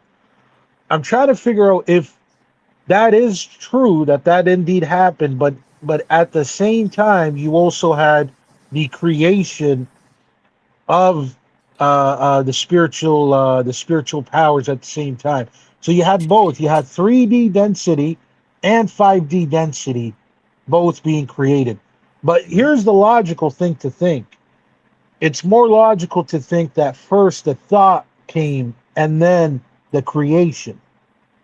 So I would think somehow through whatever But a fraction thought that's, requires a mind. A thought requires a mind. Don't you it agree? doesn't have to. It doesn't have to Really? know. Where would the thought come from then? Well, because we're gonna go to a never-ending loop on how the creation even ever happened. So you kind of have to, in a way, start off to where there was nothing. At Nothing. some at some point, there must have been nothing. But that's a miracle, isn't it? That nothing could create something? Exactly. They're both a miracle, right? Agreed. The 100% agreed. they're both a miracle. At some point, whether this Hmm. God or gods or whatever, Or uh, mind. We could just call it a mind. And leave how do religion you out of it altogether. how do you picture it though when you say mind? Is it spiritual? Well, because I have a hard time buying that us as beings, you have a mind, I have a mind, MD has a mind, that the whole world, that a mindless process could create beings with minds. It just doesn't register with me. Like some random, naturalistic, physical only process started this whole thing and created beings with minds. And still, it implies some type of design because what's it trying to evolve to? That implies some type of blueprint that it's trying to evolve to. And in order to have a blueprint, you have to have a blueprint maker. You have to have a mind who can create the blueprint. So either way you slice it, the only thing that points to what I can see is some type of mind that created this order and design. That's just what I see. That's based on the evidence, objective evidence. I have no, it's not that I'm trying to, I want there to be a mind. No, I'm going to look at the evidence and I'm going to go where the evidence leads.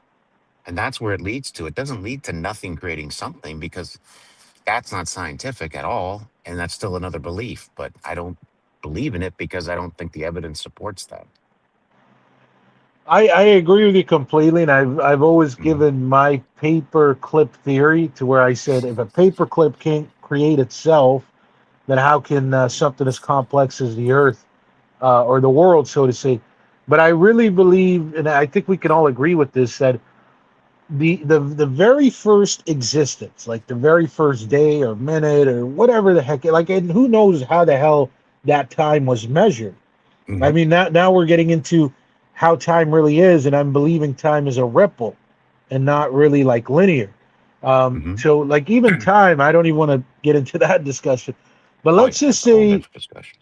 right, but let's just say the very first day that God created everything, for example. At that time, it's just it's so hard to even get into it, and I don't know if where we're at now. I don't know if we have the mental and spiritual authority to even get this type of knowledge. Because if you just really think about it, go back to that time. The Hmm. question will never be answered on who created the creators, right? Like, so when we're being logical, and I'm agreeing Sure. with you, right? I'm agreeing with you that the logical thing to say is it wasn't a Big Bang Theory. No, it was a creator creators. Okay, good. But that never stops the loop because that's all science does is they're just trying to cut off the loop. They're just simply saying, look, we don't really want to do this. Okay, it started by a miracle. We're going to give it a name, the Big Bang, whatever. And here we are. That's kind Hmm. of where me and you, I mean, well, at least I'll speak for me. I want to figure out when is the very beginning. And truthfully, I think even people of religion don't know the answer. And the way they shut me up is just to Hmm. get, this little child, because I'm still a child, to get me to Sure. shut up is they say, oh, well, God always existed. And now I'm like, okay, well, wait a sec. You're now shooting yourself in the foot because that means you're not going with the logical explanation that everything has a creator. You're saying this all-knowing, all-powerful thing always existed. Like I can't comprehend that. I Well, can't. you My should know, but mind. there's no way you could comprehend it because it's neither rational or not logical. It's supernatural. There is no logic and rationality you can apply to a supernatural issue. But isn't That it being a still a creator that belief? always existed. Of course, it's a Isn't it belief. still a Hundred belief? percent. It's Well, not there you go. scientific. It's a belief. I hundred There percent you agree. go. It's a belief, but that's why evolutionists also have to admit that they also have a belief. Yeah, creationists have a belief, but so do evolutionists. They're both stuck in belief world, you know. And the see, my thing is, the religious people always want to do this conversion nonsense, and I don't agree with that. The only thing I'm trying to convert people to is reality, the reality of the world that you have to live in day to day, and the things you have to deal with in this reality day to day. That's it. It's just the reality of the world. Religion, that's a whole separate issue that is a whole separate discussion and a whole separate topic in my book. It's just about, yeah, we may not know where we come from or where we're going, but that's not going to stop us from wondering about it and asking the question to in our heads Oh, constantly. absolutely, We're still going to be absolutely. Yeah. thinking about it. We're not going to be able to shut it down. That's not in our DNA to shut down that question. We're always going to be asking a question and wanting to search for better answers. Oh, It's the way we're. 100%, X. Yeah. 100%. I mean, at 31, I think the very first time, I'm not even capping, the very first time I ever kind of thought of existence, Hmm. I would say I was 5 years old. I know I was Sure. very, very young. I was very, very young. So but again, I couldn't really put a finger to it. And I love listening to Max's segments because it's like, see, only one that can be honest with themselves will be honest on their bad ways. And it's like, I was a zombie up until, uh, I would say, well, I started going to the church like March of 2023. And Hmm. I that whole that I spent that entire year. Then I left at the end of 2020. I realized I didn't find God there, and then I would Oh. say I officially started getting downloads August of 2024. So and I could admit up until that moment, I would consider myself just like anybody else on a zombie mode, like uh, doing the doing your day to day on cruise control mode, whatever. Hmm. Um, So yeah, I mean, but I just didn't know how to go about what I knew. Kind of like when Morpheus tells Neo, he's like, "What you don't know how to explain, but you know there's something." That was when he very first met him, right? He's like, "You know something, but what you do know, you don't know how to explain it." And that's kind of how I. That's what I really liked about the movie, because I'm like, "Whoa, that's kind of talking about what I'm trying to do." And then it just seems like everything hit me all at once, like all these beliefs that I got into.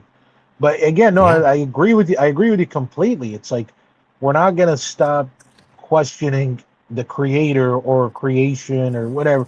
We're gonna figure it out. And I figured out my absolute truth recently. I figured out the most accurate thing that works, and I've been preaching it to people, but a lot still don't listen to me about it. They laugh at it, and I Hmm. say, hey, I'm just sharing what I just discovered, and Well, here that's we're it. open minded. We take all beliefs and we discuss them. No, nobody is going to shut you down or be judgmental. No, I that's mean, mostly in the ridiculous. real world, Yeah.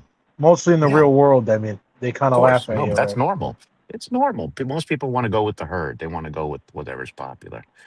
That's the Yeah. reality of most of the zombies that are out there. But somebody asked me a question, delete the leader, and I admit I don't know if I understand the question correctly, but My what I believe in, as far as a creator goes, is pure belief. It's nothing scientific about it. I cannot prove in a lab that there's a creator. That cannot be done. But I believe part of our reality there's a supernatural element to our reality, to our existence. It is supernatural. That can't be explained through logic, through reason, through mathematics. Not everything is naturalistic. That's my belief. I will stress that. And you know, so I do hold a set of beliefs. Absolutely. But, if there is a creator, let's look at it logically, who created everything, the universe, the earth, all the planets. The idea of going to find him at some building that's been built by mankind, through man's hands, and that's where he's residing, is ridiculous. That creator would be everywhere at all places. He wouldn't be You know why confined to it's any ridiculous building. though? Hmm. You want me to tell you why it's ridiculous? Have you ever read Acts 17:24? Refresh me, because it's a It's big book. it's literally one of my favorite verses, and I'll read it out Hmm. loud right now to everybody. Acts 17:24. The God who made the world and everything in it is the Lord of heaven and earth and does not live in temples built by human hands. Absolutely. Absolutely. And look at Yeah. that. I had to be reminded of that verse. I don't have it memorized, but yeah. That's the one thing about knowing the creator. It all fits basically. You just Yeah. get Yeah. yeah, it all fits. Yeah. He's everywhere. Yeah. All Which times doing everything. that's what the Hindus believe, right? They believe everything is God and God is everywhere, you know. Yeah, we couldn't even have this conversation without his assistance. I mean, that's the reality. Yeah. I mean, but that's a whole separate issue. That's based on my beliefs. Let me stress that. My own personal beliefs. So, Right, right. Yeah. Yeah, I yeah. mean, it's like it just it's really cool to be able to have these debates, right? Because like Yeah. there's an individual who I kind of contract for. Again, I don't really say too much what I do for a living on here. Some Of know course. behind the scenes, but I've been contracting for this person for just a little over 4 years now, and it's really great friendship we got, and uh, I wouldn't label him as an atheist, but I don't label people as anything, and I That's get good. very deep. Yeah, I get deep into psychology, but he himself says that he believes in science. That's what he said. Hmm. And normally, when somebody says that, they're more towards the atheist way. But I think just from talking to him, and to be honest with you, just from talking to most people, I think most people that think they're atheist or label themselves that, they're actually what's called an agnostic, they'd be an agnostic atheist.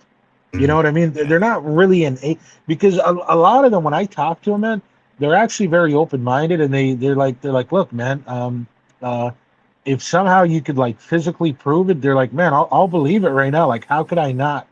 But so it's like you really can't be mad at them, right? They're just being logical. Well, anywho, me and him, we've had the But discussion a bunch of yeah, yeah, yeah. You're gonna come in, yeah, go ahead. no, I was just gonna say, there's one stream called Breakfast Tacos, and they're ridiculous. You can't have a serious debate on that channel with those guys, because what they'll do is they'll strawman the arguments. Like, they'll say, "Oh, you don't believe in science." Like, no, I didn't say that. I believe in science that can be proven. I believe in science that can be proven in a lab and tested. When I got sick, I need to go to the doctor. When I need an operation, I agree with the science of the surgery, or I agree with the science of radiation treatments I received. I didn't deny the science, no. But what I'm saying is there's science and there's a field of science, and I respect that field of science and I agree with it. But there's also another field of which is evolution, which is not what I would argue scientific.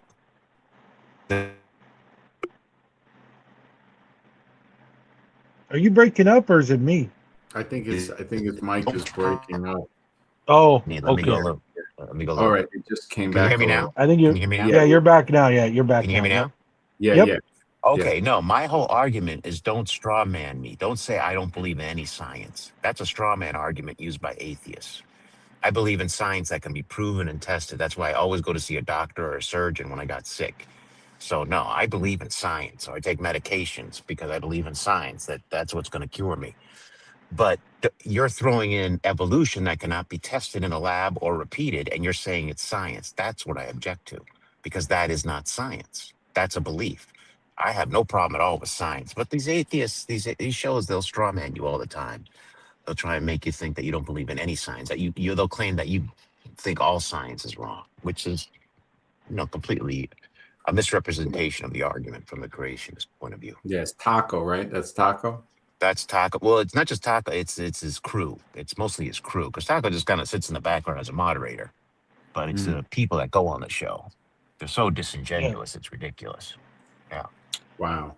Oh Wow. no, facts. Yeah, and again, yeah, you'll run into some people like that, right? That are not gonna, they're not gonna really have a conversation. But that's why I'm really happy for my friend, because this guy, for 4 years, he's still agnostic, atheist, whatever, and I'm still in my belief. But I'll tell him about new things all the time, and he'll listen.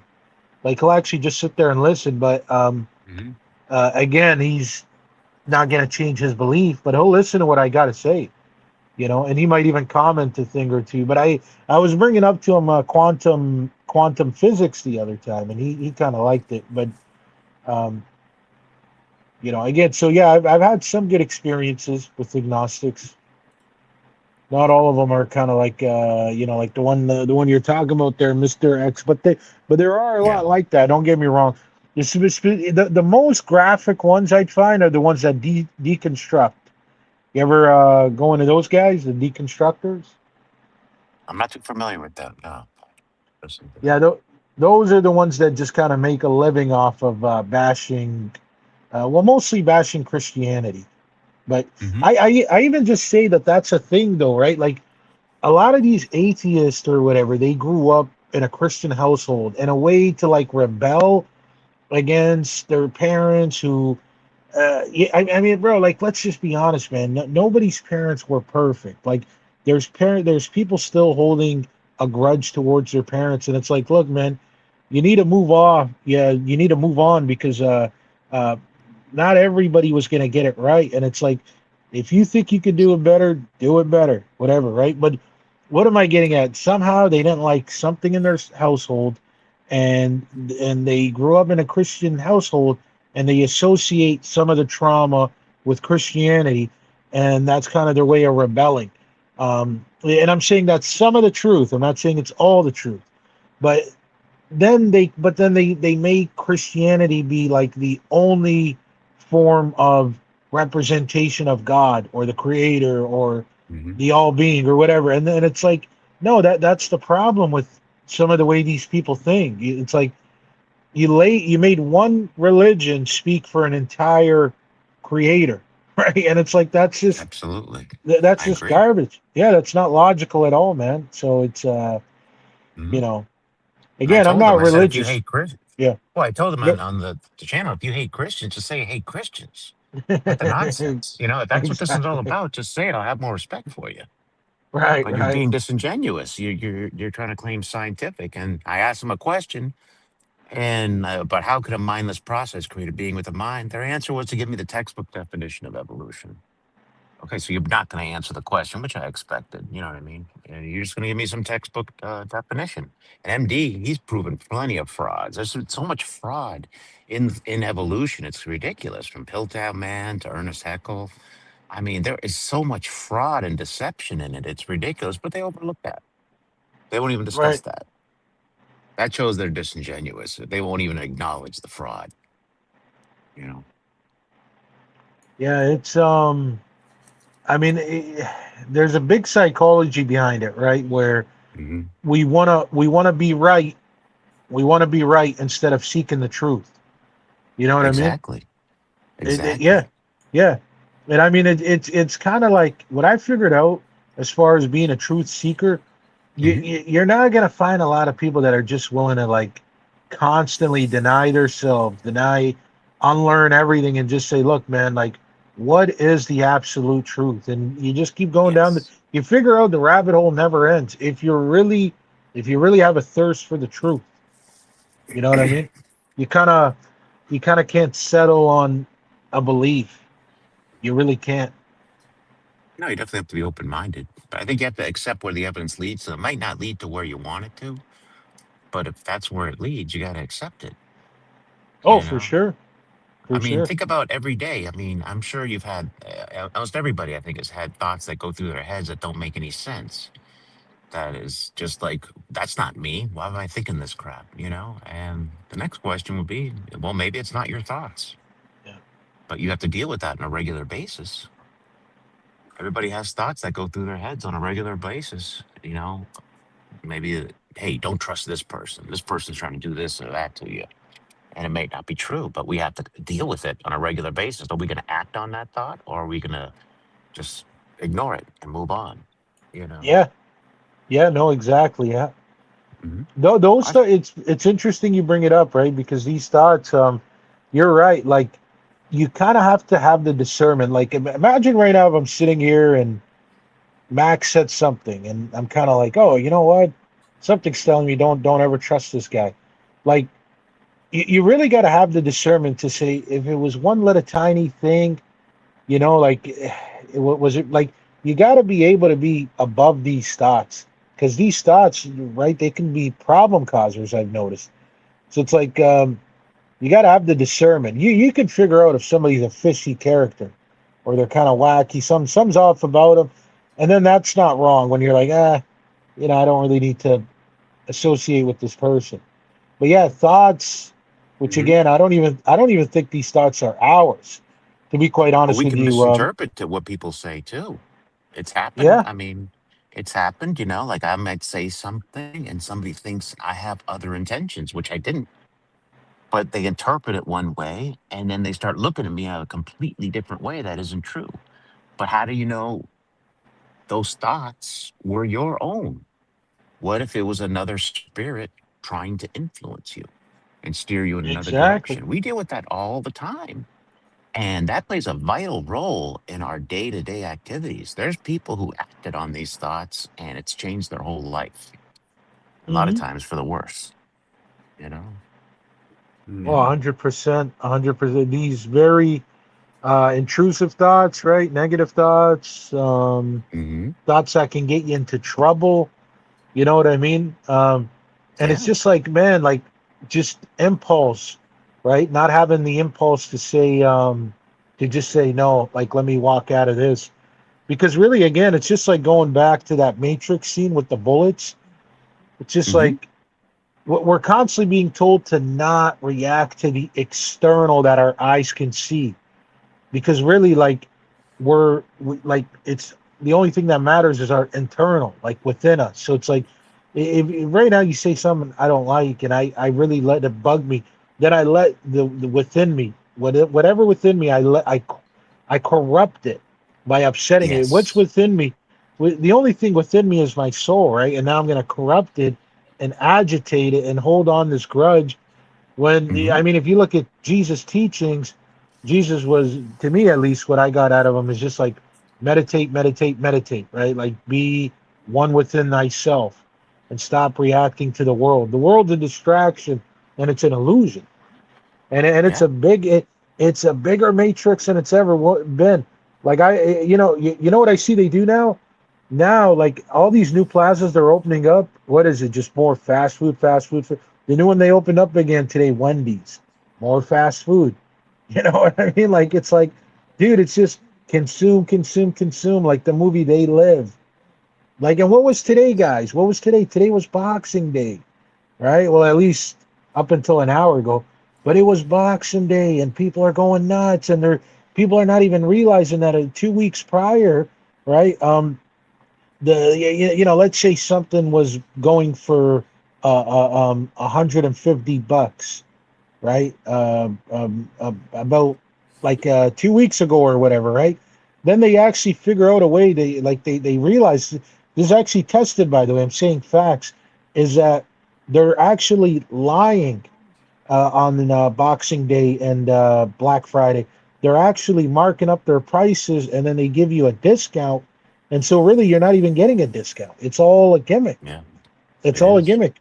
And actually, I remember they showed me this one time in a psychology class I had. It was where, um, what do you call it? The one person can be selling a cupcake for 75 cents. The other person can have theirs for $1.50, but have it on sale for 75 cents. and naturally they're going to be the ones attracting everybody because everybody's just going to think, oh, discount, discount, discount. But meanwhile, the person selling it for 75 flat out can be giving you the same cupcake, right? No difference. So it's all Marketing. yeah, it's all marketing, man. That's where the dark psychology comes into play. I Yeah, agree. psychological Yeah. stuff, man. Yeah, man. I appreciate you guys being here, man. Everybody in the chat's getting a little late. We'll do it again tomorrow night, man. Take care. Have a good one. All right, Have a peace good night, out. everyone. Thank you. Peace.